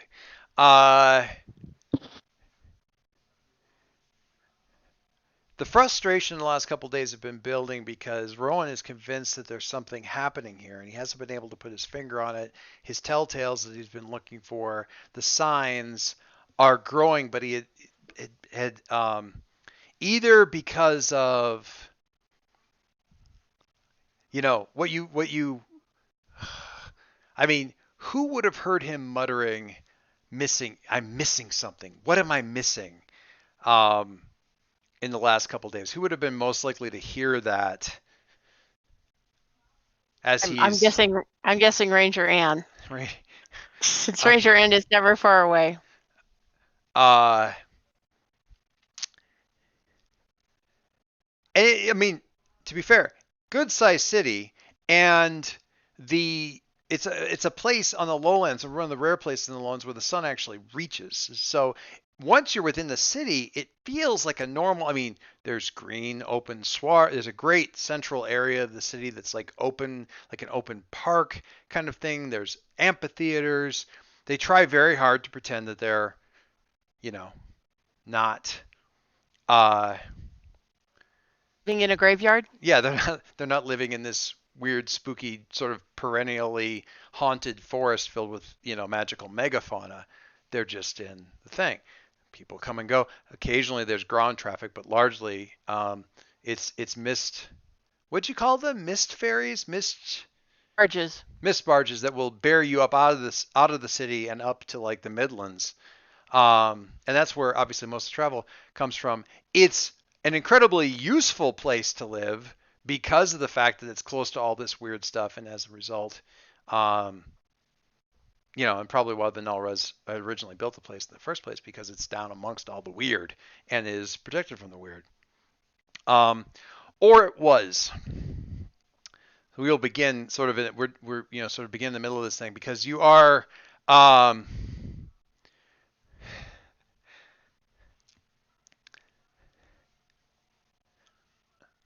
And terrifyingly. I kind of want to, I mean, to a certain extent, um, I, I can't, I don't know if I can resist the idea of you're all in an inn, um, when this thing happens, um, and I'll go around and just kind of ask this, Rowan.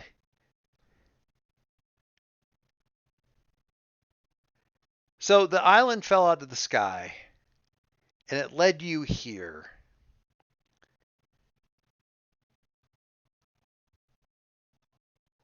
What? And if there's maybe a move that goes to this that you want to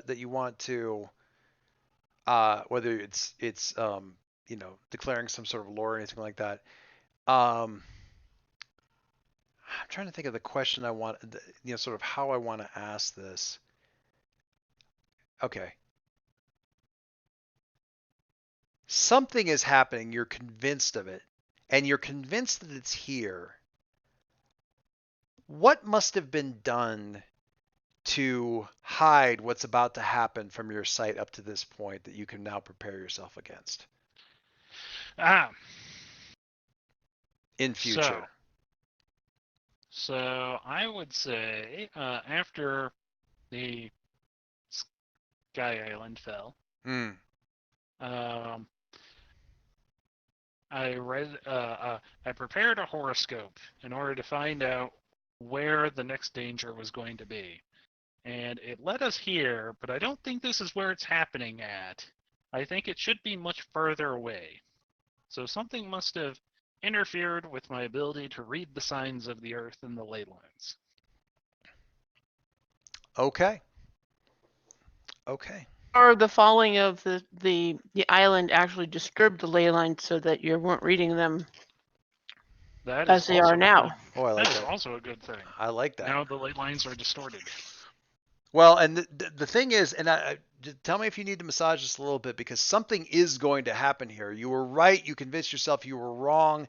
But I love the idea that you've suddenly like, maybe I'm not even supposed to be here, because if the island fell, the ley lines would have been, or maybe somebody caused them to, maybe that, and right about then is when the bad happens. Well, yeah, it would be like, if we're in the inn that you're like, well, you're in like the inn common room, because there's a lot of like lurking about, waiting for Rowan to figure out what to do next, kind of thing, while you're or taking advantage of the fact that he hasn't like gone stomping off to investigate yet something else in the city, kind of thing, where you guys are sort of here at brunch time. But carry on. I was gonna say, I feel like Rowan is like, to set the scene and the whole ley line thing being out of whack, it'd be like, no, like him arguing with like an innkeeper or something like that, one of the locals, like, no, there's got to be a city 20 miles that way. I just need to know what it's called. There's no city that way. There's no city there's never been a village that way. There's nothing that way. There has to be. There's a large group of people. They all live near some mist. I mean, it's got to be that way. The ley lines told me so. Well, I'm like holding up like this scroll where I've written like all sorts of stuff for the horoscope on it. It's got to be there. This is the only city that is of any, the only city with this many people in it that can be, that's not exactly how I would say it. There's no way this many people can be protected by anything but the old nalresian magic this deep in the lowlands. Well, that would mean that would happen here, and that can happen here. Oh dear. Caribus. Major shifts in power, be they expansions, waves of it, not like somebody's casting a fireball. Major shifts in power. You've never personally experienced this. Cause a physical reaction in your people. Whether it's suddenly... That's the I can smell magic.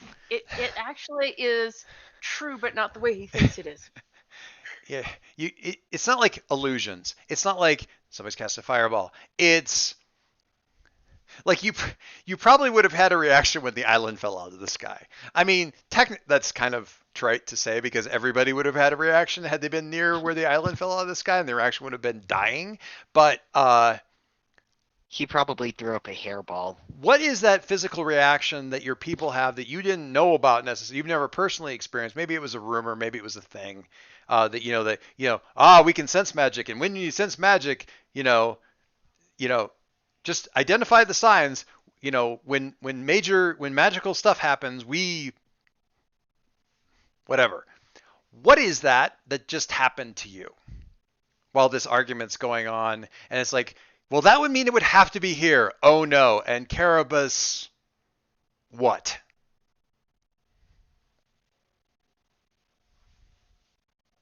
Dave may be muted. As opposed to the stereotypical, when alarmed, a cat's tail gets bushy. He gets bushy all over. You just I'm reminded of like the spiders, the way the spider sense was shown in the Infinity War, like his arm hair rising up, except it's all of it. Poof. Yes. And the oh no, and this something that you didn't even realize you were sensing, Caribus. You weren't even really consciously aware of. Sixth sense tinnitus ringing is suddenly and profoundly gone. Okay? No. No what? Can you repeat that? Okay. What? So something that I'm likening to sort of a very loud, but something you weren't really tracking, sort of magical tinnitus. When they have the white noise and it shuts off at 7 o'clock and you're still at the office and all of a sudden it's quiet. Yeah. Yes. Okay. I like that. Is suddenly and utterly gone. And the next thing you hear is cracking stone. Okay? And so Rowan's, oh no. Caribus puffs up profoundly. And Annie, you've noticed both of these things because you pay attention to both of these people. Virens, you hear the cracking. When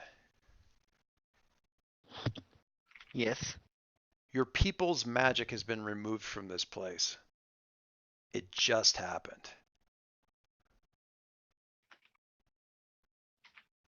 Rude. And that means two things. The mist is coming in, and those statues aren't going to stay up. Because his eyes would widen, but he doesn't have any. Thanks for that. Because physics say they're too big to stay up. Physics. Physics. Okay. So, people, you're in the inn. we will shift you for just a second here as I move you over to. We may not get through all of this, but allow me to explain what we're looking at. This is a flowchart of getting the fuck out of the city.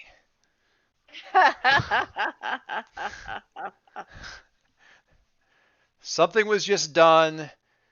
Null-res magic gone. The statues are literally crumbling and roughly 3 to 4 times the height of the walls. And like poorly chopped trees, there's really no telling which way they're going to go. And with the barriers gone, stuff is coming. So you are both here and this thing, this little diamond thingy guy. Okay. The endless hordes are coming. Some of them are on the ground. Some of them are in the air. Okay. To get through the long way out, you must navigate, and you can pick. You need to pass 3 of these locations in the city. And then because I didn't feel like coming up with a map of the city, it's really just kind of a flowchart thing. So should you, for example, say, let's get out of here, head for the bridge, that's fine. These things drop back to the next thing, and having passed the bridge, you then pick the next thing. Does that make sense? Sure. And then having gone like Perfect sense to me. through the cemetery, and then these things fall back until you get to, there's the way out, because you guys need to get to the mist barges. Because really, or maybe not the mist barges. Maybe it's like, don't worry, I can keep us safe in the mist. Let's head for the gates. Nobody will be heading for the gates. Well, you've underestimated panicky people, but you know, good luck with that. There's the exit, has some other stuff happening with it, involving the endless hordes and whatnot. And as we eliminate these things, I will be replicating this little crossed out circle thingy and dropping it over other stuff so we can keep track of what's actually been taken care of. Cool. Are we all clear on basically what's going on? I am down for this idea. Okay. Yes. I am excited to try. I'm excited to try too, because honestly, I am just going to, yeah, we're just going to figure out how this sumbitch works. And I figured the best way to do that is to have a city fall on top of you and see how you deal with it. Basic move sheet is in reference over on the side thing there. But I think don't worry about that necessarily so much as this is the thing I want to do, and we'll figure out the rest of it from there. I will ask this though of Viren's. Is this lowland city of Red Valley, is it now part of the Toscan Empire, or is this is this further out than that? Where did Rowan lead you? I asked this mostly because I'm wondering if there's and I may not be fair to say, is there a clan that's like nominally policing and or are the legions on the walls Orcish legions, or at least Empire legions? I'm going to say no. I'm going to say there's an Orcish clan that's somewhere nearby, like within 50 to 200 miles at most. Okay. That are hunting down bandits or ne'er-do-wells or something like that. They're probably making overtures to these people, but there's nothing that's been settled yet. Okay. All right. Cool. So there may be soldiers showing their best selves or their worst selves in the city, but it's not necessarily Orcish clansmen or anything of that nature. Okay. So all this stuff has happened. You are in the inn. people, there's like a weird murmuring. People know that something has happened. The crack of stone, such as it is loud enough to sound like, it's 4 or 5 of those really loud fireworks bangers on the 4th of July, all in unison. And that's just the first one. And that will be happening randomly throughout. So people know something's wrong, but there's a murmur. Nobody's like suddenly, and running everywhere. But there's an occasional shriek. There's a shouts. There's murmurs. Who does what and what do you do? Who steps up and says, get to the chopper?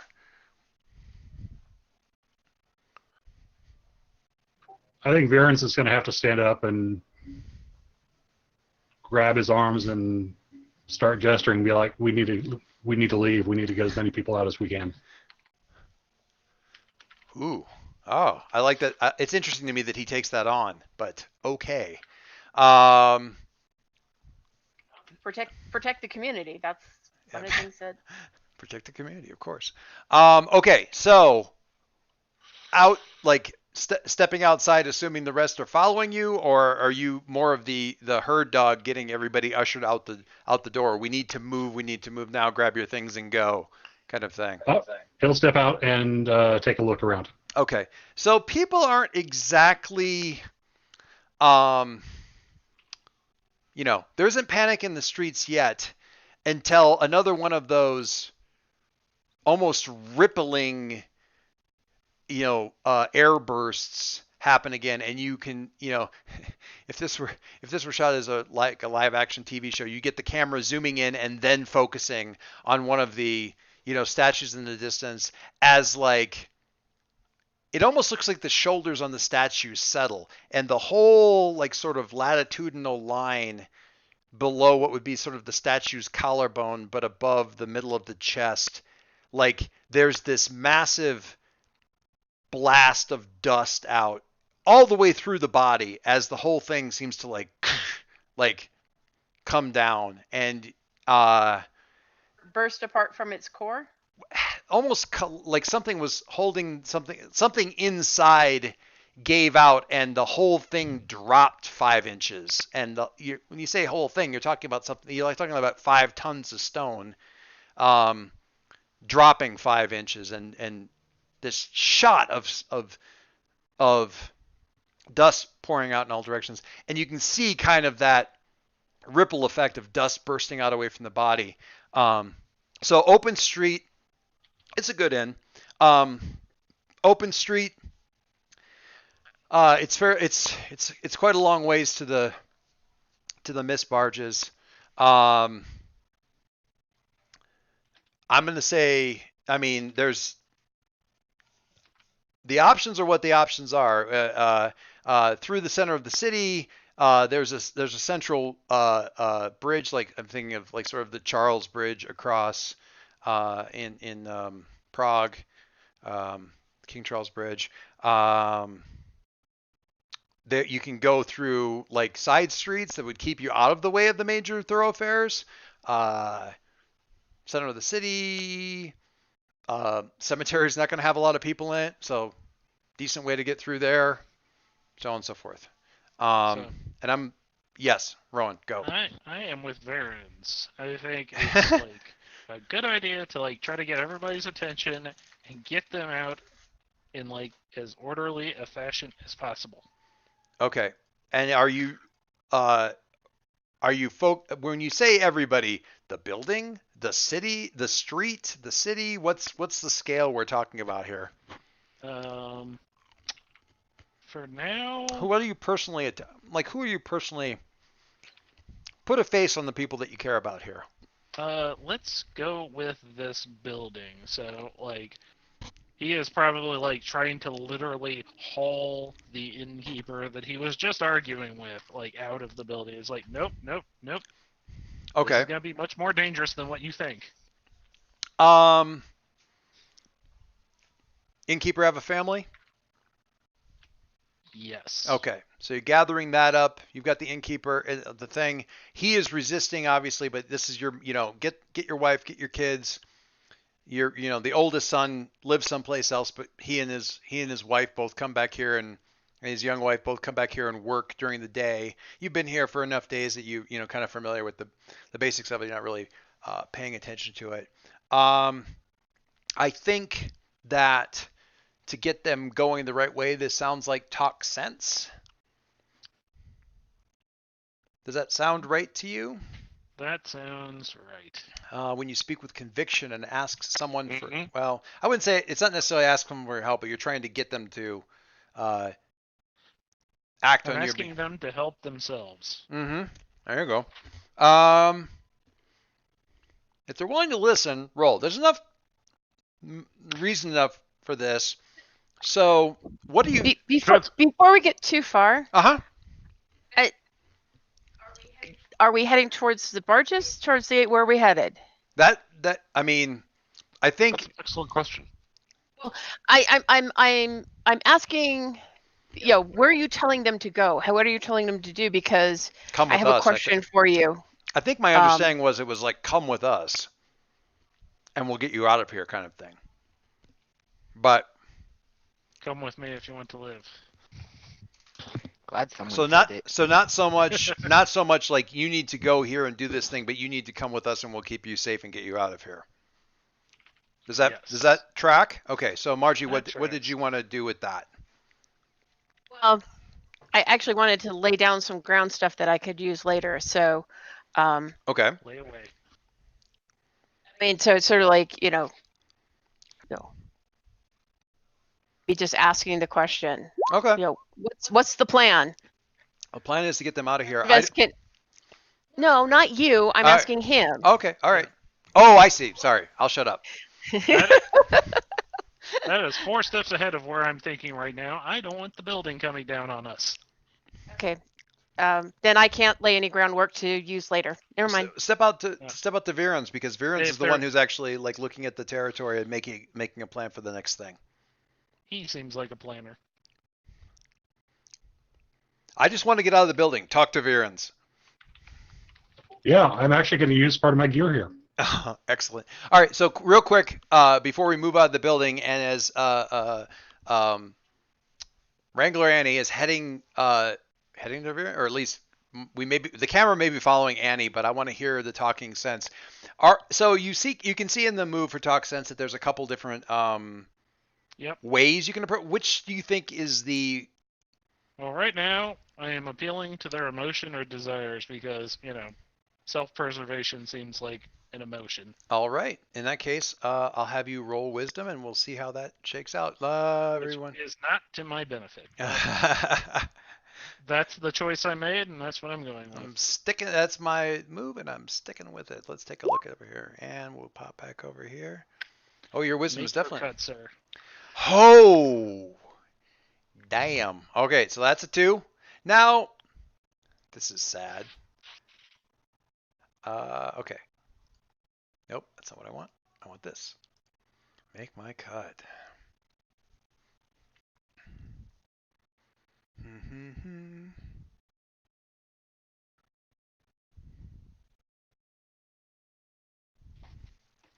Oh, that's not what I want. Sorry, I was looking at the wrong sheet.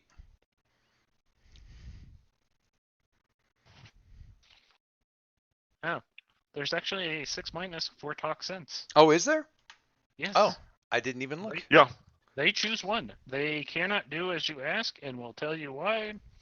Or the favor you must do them is expensive, difficult, or demeaning. I gotta close this up because I've got too many. Good Lord, I've got too many things open here, and one of them's open. There we go.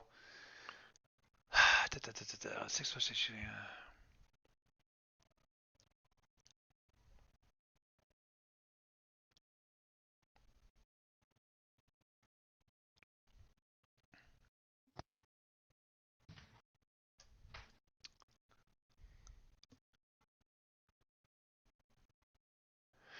Okay. I will give you the details in a second because I want to make sure I don't get in front of Bill's move here. But the innkeeper's like, I'm I can come, that's fine, but my son and his wife aren't here right now. They're at their ramshackle little hut of a home in, about to fill in the blank here, and I'm not leaving without them. Ooh.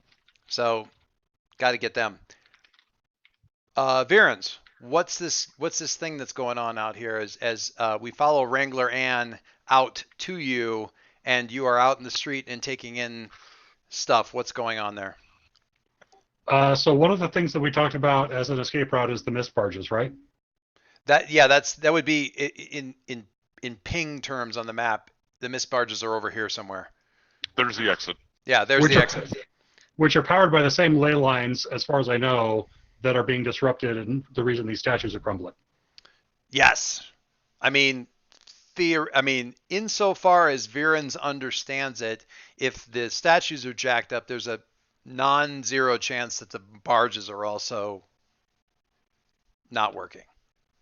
So I'm going to spend Maybe. one use of cunning as can be to look closely without rolling and ask one question from the list. Oh, Clay, I want to see this move. Clever as can be. Cunning as can be is from the Orcish gear. Oh, the Orcish gear. Oh, look at that. Look closely without rolling, asking one question from the list. Lovely. And we go back over to our basic moves and look closely. And what are the questions? Or what question do you go for? It's either a combination of tell me about the mist barges, how could it hurt me, how could it help me, or what will happen if I lead people to an alternate route out.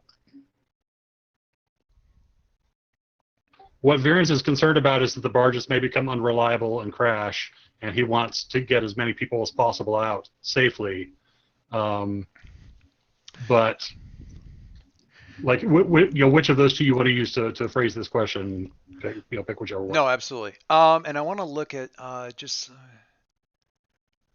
And I also want to say that maybe as part of the move, this is Virens turning this question to Rowan, and as he comes out, asking him directly and getting a good answer from him. Okay.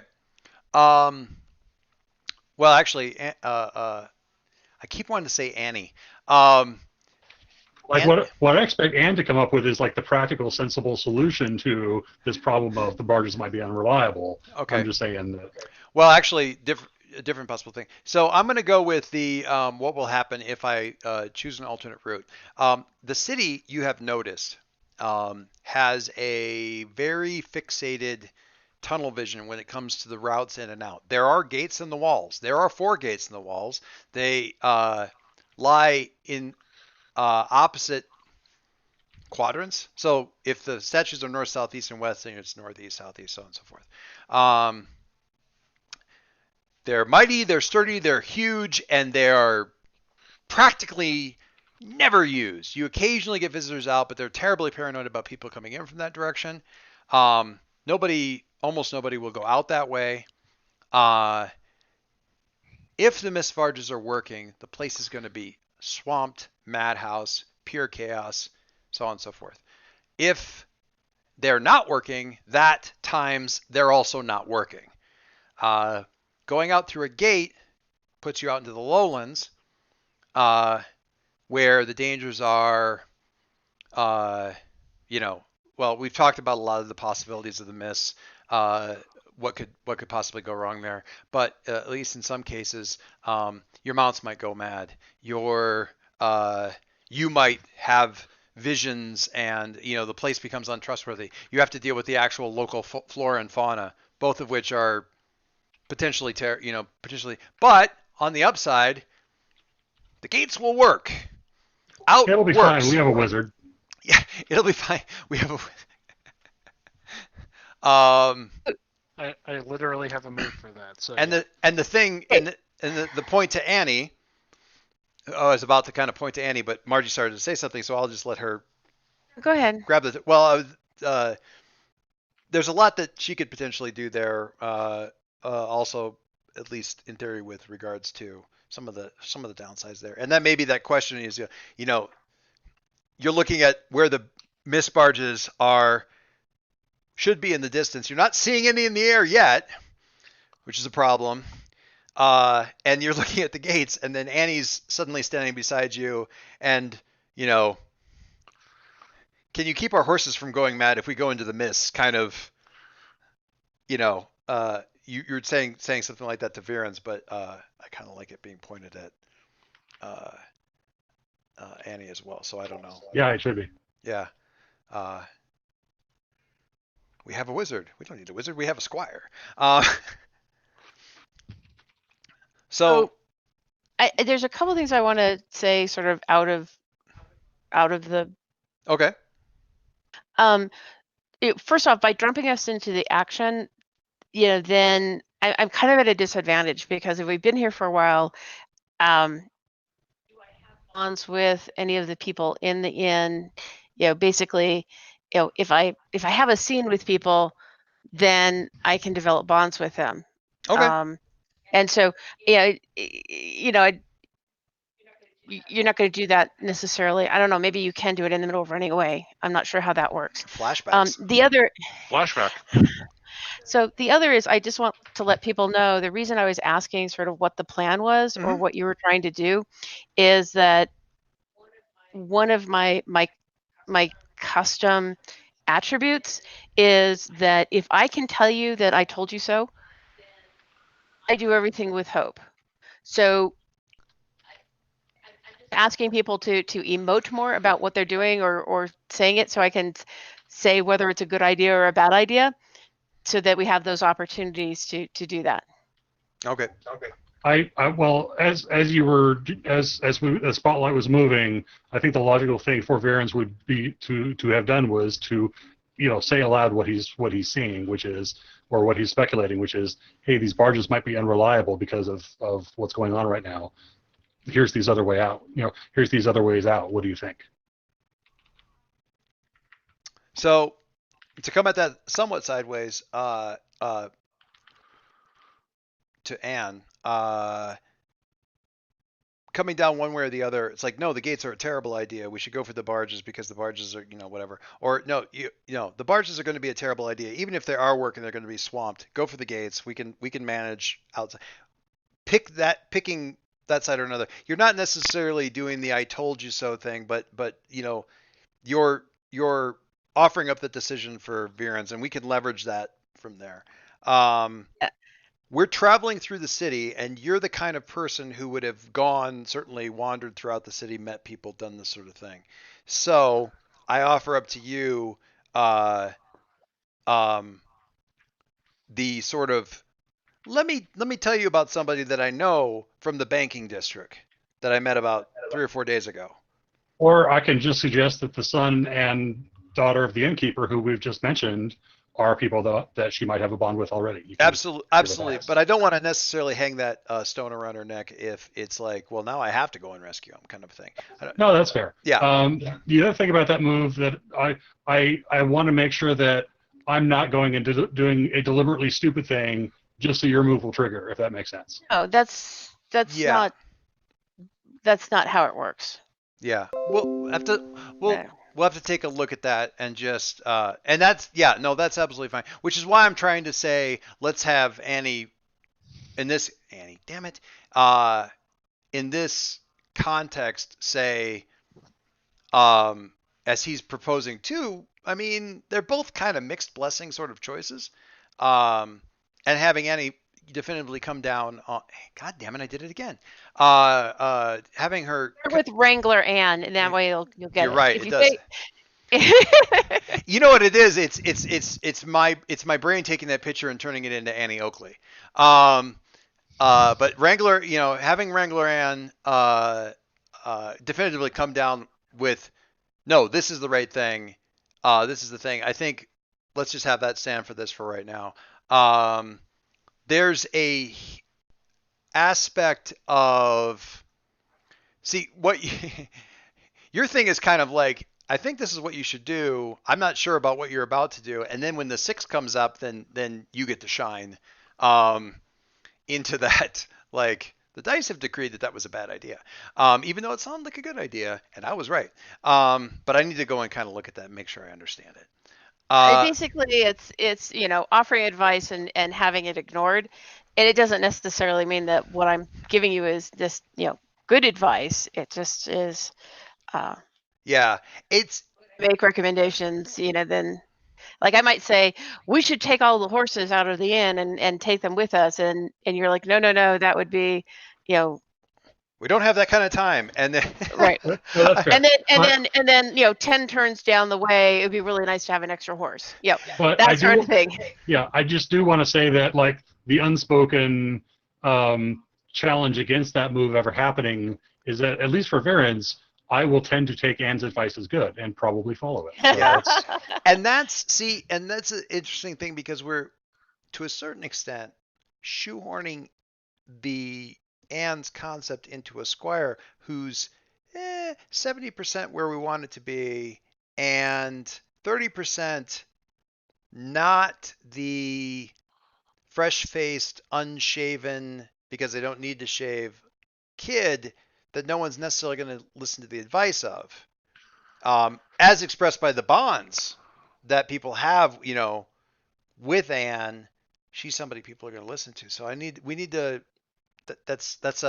We may consider That's a between my game kind of thing. choices there. Yeah, After we go through this, as because we've there's obviously other things that would be equally.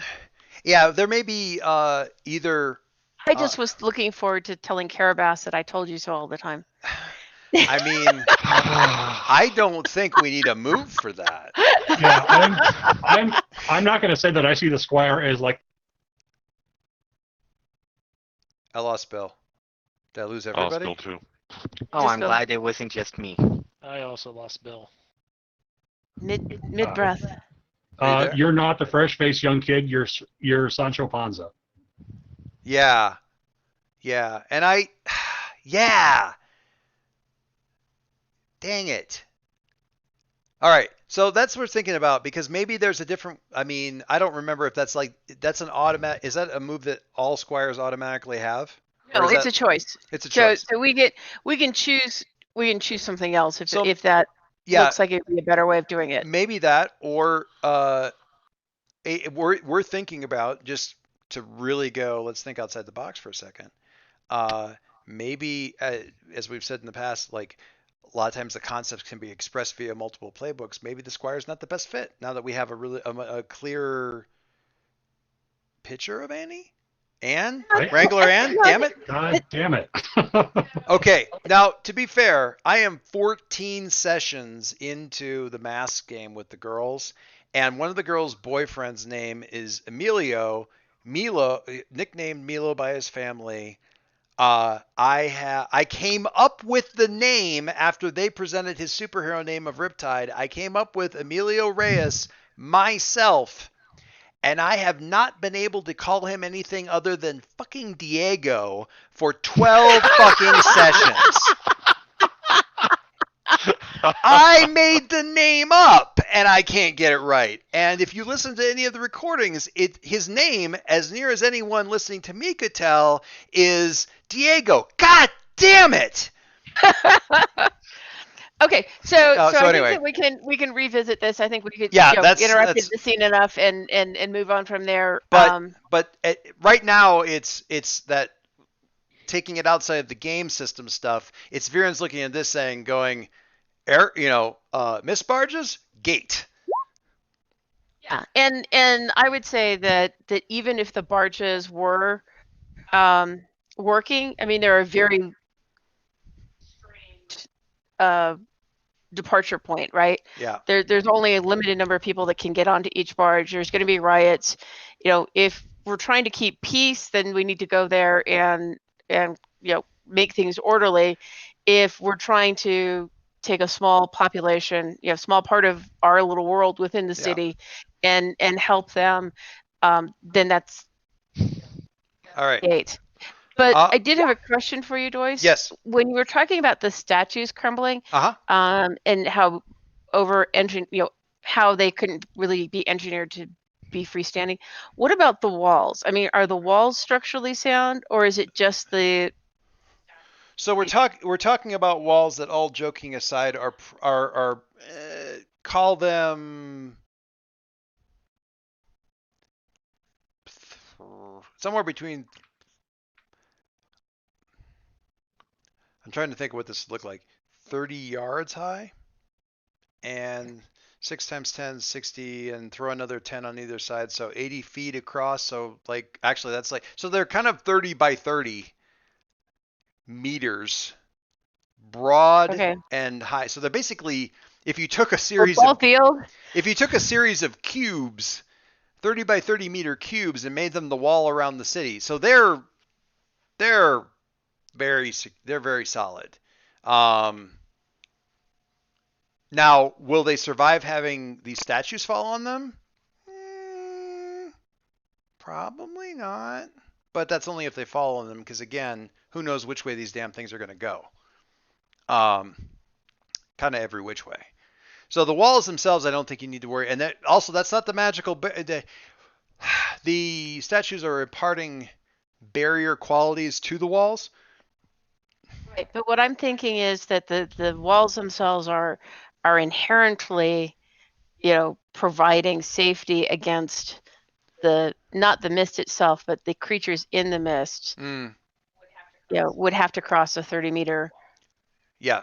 So the question is, as we're going through this and we're looking to see where the statues falls, is it better to set up a safe point inside the city and then, rather than racing out of the city, plan for an exit from that point? There's stuff in the air, and I mean stuff like things.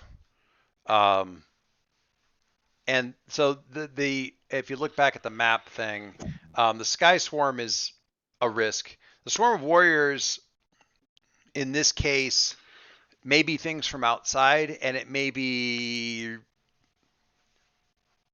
rioting looters, crazed locals, um, humans, or I say humans, city inhabitants being affected by the mist itself as the mist pours over the walls, because that's a thing that's going to immediately start happening. Because, as I said early on, the mist is high enough, deep enough to actually be, in many cases, taller than the walls, and it was the statues keeping that from pouring into the city.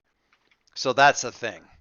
Um, so yeah, yeah, you could there, you could definitely argue for holding up and waiting it out kind of situation. Um, and you end up in Algiers, poor Algiers from my Legacy Pandemic game, which became it just wasn't even a town anymore at that point. It was, just by the end of the game, it was a crater where Algiers used to be. Poor city. Anyway, so yeah, that is me. So my action is, responding to viewers, I agree. Let's head for the gates, and want to be outside or inside the wall, but let's head for the wall. Okay. I don't think there's not any rolling. We're not going to actually, both for prep purposes and just because of how much there is to go on in here. Yeah, the other thing I would do is, if there's anybody else in the inn, I will use my good Wrangler voice and say, everybody out. It's not safe in here. I mean, the inn family is the obvious one. I'm I'm wondering. thinking like customers or other people No, there. no, I just want no, to leave them in the building. no. This is a perpendicular question. The inn family is the obvious one. Is there anybody else who would have been staying in the inn for any period of time that you would have formed a bond with? Think on that. I'm going to jump to the other two people that we haven't talked to yet, because there's stuff to be The done answer here. is they have a cook that comes in during the day, and I got to know him very well because I had to save him once or twice from having Carabas, steal all of the food for the week. Nice. Nice. And you're being blamed for it again. Prickly, poofy, oversensitive cat person. What are you doing? Well, the main thing I had thought of to do related to actually getting people moving, but we've got multiple people trying to get people moving. Are you the kind of person who's any good at scouting ahead?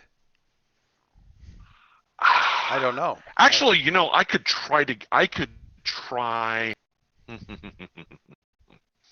if the I'm the think locally kind of person.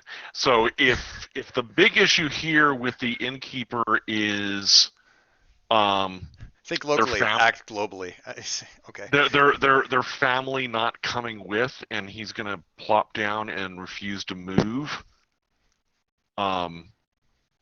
And if that's not something that Anne was going to try to leverage some bonds against, I can simply try to do a talk sense to force him with a grandiose lie. Okay. We're gonna put a pin in that, but we're prepared for that. And then I'm going to turn to Win and say, Win, what are you doing? What is your reaction to all of this? Because the statues are coming down, and is this in any way, shape, or form reminiscent of the fall of the Capitol? You cut out part Is way for me. is the sudden and utter removal of power from these statues in any way reminiscent of the fall of the Capitol? To answer your second question, we didn't really have our statues around Ah, okay. Nelres. Like the city proper. Sure. Okay. Yeah, those were more scattered around the empire at the borders, I see. Okay. whereas we always relied on our manipulation of the mist as a kind of keep out. As for what I'm doing, I'm going to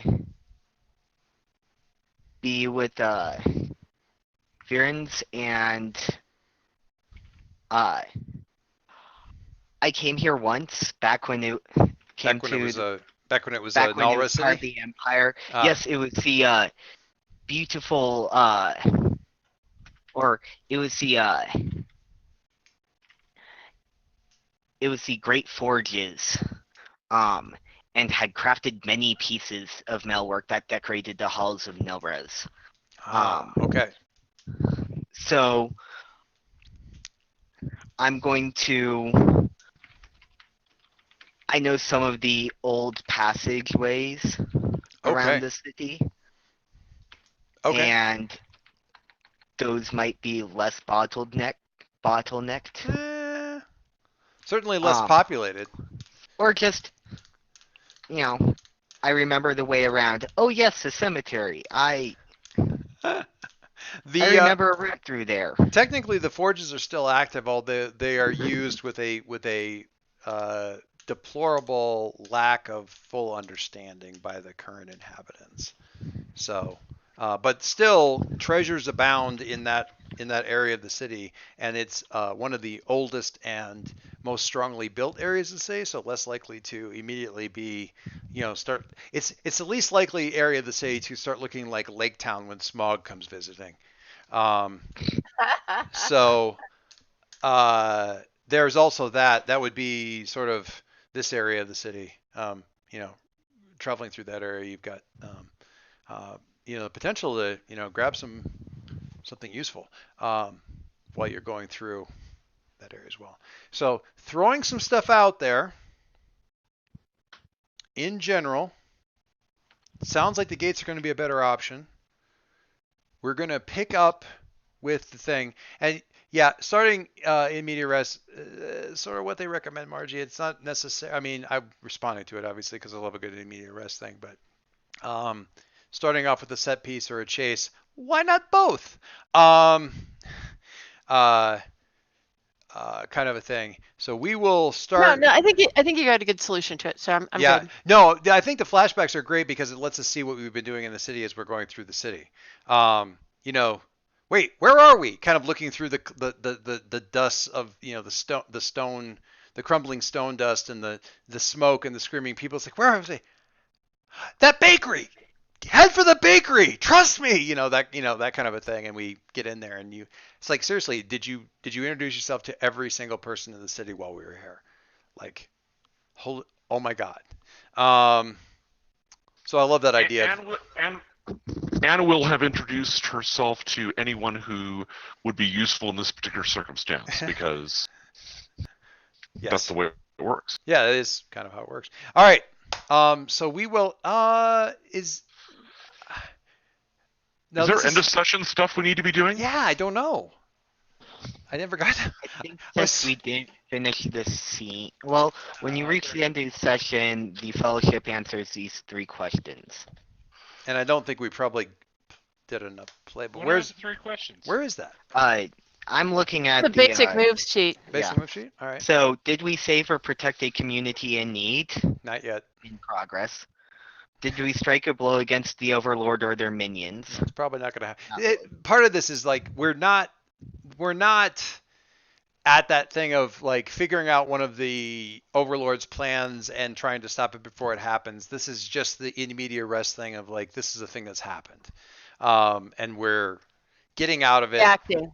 Yeah, and we're dealing with that. But it isn't like anybody failed to figure out a thing. It was an unfigurable about thing. This is where session 1 started. And the third question is, did we learn more about the world and its peoples? Yes.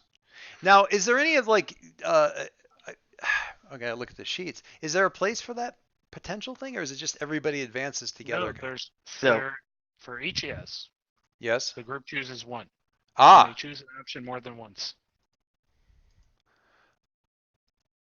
Oh, okay. The options being each Fellowship player refreshes 1 piece of their gear to its full value. Each Fellowship player chooses 1 stat to heal. It doesn't have to be theirs. Or the Fellowship and the Overlord each choose 1 player to level up. I don't really feel like we're at that point. I mean, no. I mean, I don't know. I mean, did you use? I think the only one who used anything was our orc friend. I mean, we could theoretically answer one about learning more about the world, but I believe that really is, I mean, it's a bit cheating because, not cheating, it's a bit inaccurate because what we were really doing was finishing character generation, and we're not going to give out XP as we finish character generation. Let's just fun for next time, yeah. I think it's good for now. And there isn't any of that, we don't have to worry about like, oh, it's a 6, so you get an advanced kind of thing like we would for math, so there wasn't any of that kind of thing. There is, sadly, no silver lining to the 2 or the roll below 6. This was me. What's that? This was me. Like I cared. Yeah, I know, but I just kind of just pondering that. Okay, so we have gotten character generation done, and we know what's happening next, and it's time to get the hell out of Red Valley, or at least the hell out of the worst parts of Red Valley as everything collapses and stuff like that. I might, now that we have a better picture of the city, tweak around some of the flowchart options that we have in Long Way Out, just so we get something that's a little bit more reflective of what we're doing, because I can tweak this thing in the intervening time, so that we can get something like, you know, the tunnels beneath and the forges, this, you know, the forges at the center of the city and things like that, and kind of tweak up. I'm coming from a stock set piece that came in the book, but now that I've got a bit more information and also time to implement it, we can get some stuff that's a little bit more custom to our situation. So that might be fun too. That's about it. Is that cool? We all good? And then I just would ask, you, Joyce, in the group, I think given sort of our conversation we had around the, I told you so stat or power, if it's okay with everybody, I'll look and see if there's a better skill set for me to bring for whatever that's called. They're not called skills. Custom move. Yeah. That might work better with sort of how we're seeing things work. Yeah. I think that partly as an expression of, well, and I want to look also just kind of at the move and say, okay, this is how I would see this working in a way that doesn't, because to Bill's point, you don't want to have to be like, oh, I'm going to pick something bad so that Margie gets to roll or move in. That, and I certainly don't think that's what you're asking for. But if that but the way it is written is really more around that character that people don't necessarily listen to. Right. And you're not that person, I don't think. There's other moves there that are good. So I don't. I don't So it's not. restricting me by saying, oh, well, let's look for something else. Yeah, I mean, it's not necessarily about people doing something stupid, but No, more that the character's hey, not I being think listened we to. should go ahead and scout ahead, and that sounds like it could be pretty dangerous. And when they scout ahead, it turns out there's a giant spider there, and now Anne can work with Hope in saying, "I told you so," It is. trying to get them out of it. It is. I'll just say that to that point as well, I think Margie's advice is generally good, so it's not like that Yeah. applies to me. Exactly. Yeah, that's probably a bigger problem. It is if you forgive the And game. we don't have Torwin, who's going to just go and touch Exactly. every gem he sees. I That, was- I was just about to say that is the perfect move for Torwin. That is Like in that game, it makes sense. In this game, it feels like these are characters who would, rely on each other a and bit more trust each other. competent. Yep. yeah. Okay, no, and that's great because like I said, I mean, there's some other great custom moves here, so we Yeah. will. I'll just look at that while we're off and I throw like something the at you guys.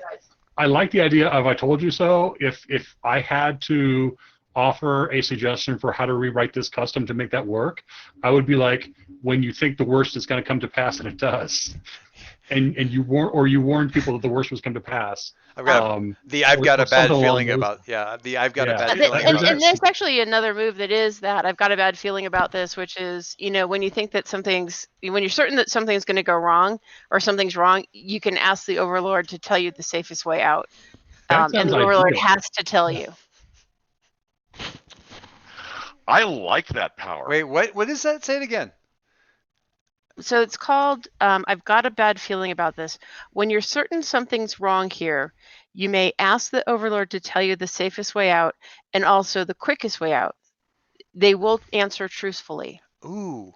I mean, I also want to say that the original move, the "I told you so" move, I think specifically says when you advise a player. I think if it just said if you advise a character, that would be like 83 times more appropriate. I'm just going to say that too, but yeah. Okay, well, we can work it out. Like I said, I'm excited. If you were gonna make Torwin up as a squire, I would basically demand the "I told you so" move because nobody would listen. No, to it would be if Torwin was one of the other characters, because "I told you so" is the person saying, "Torwin, don't do that. It's stupid." And then when he does it, then you get the bonus. That's a good point too. You could do it really either way, but yeah, that's you need Torwin to be the when you do something other people say is stupid, that would be a Torwin move. the fate. Yeah, when you need someone to be the fate point generator to really cross pollinate, then yeah, that's a good synergy there. But no, I like that. I've got a bad feeling about this thing, and it actually goes right into the dialogue that we were just talking about it too. Honestly. So yes, good thoughts there. Margie, by all means, tweak. And I really, this extends to anybody else. If anybody's got a situation with their character where they're like, okay, now that we're kind of in here and I see how this is going, I think maybe this move isn't really going to work with, the dynamics that we have going into whatever. Do all that thing. Just, holler, call out, because not so much because I want to keep track of your characters, but like, help me learn. Help me see your thinking and think about that kind of stuff and things like that. I thought I would have 2 or 3 hours to prep, and I ended up with 40 minutes to prep because I ended up in a very fascinating conversation with my daughter that had nothing to do with the game whatsoever, but was absolutely important and needed to have a full amount of time into it. So I didn't. You let real life get in the way of your gaming stuff. She had thoughts. They were good thoughts. They needed proper attention and so forth. So anyway, so that's all it was. So yeah, I didn't quite get. I was glad I was able to get the flowchart thing kind of put together and stuff like that. But honestly, I was frantically trying to finish the Overlord sheet. So that's neither here nor there. All right. So with that, thank you guys. Good. We're going to call it session one day. We'll call it session one, regardless of what. Yep. Under a falling sky. I think that's what I'm going to stick with on this one. So that at I like least. it. Yeah. Under a falling sky. That's going to be the campaign name for now. I'll stick with it. And the first roll of the game, I just feel as though I need to call this out. Was it 2? And the only role of the game so far. Yeah, the only role of the game. You get it out of your system early. You know, just kind of get that out I there. decided what I was going with, and I kept with it. That's a good. You know, honestly, and kudos for that. Honestly, I really like the way it all kind of shook out anyway. So, good stuff all around. Embrace it. Have that too. All right. Thanks very much, guys. I am going to go and collapse. And I will talk to you guys later. Okie dokie. All right.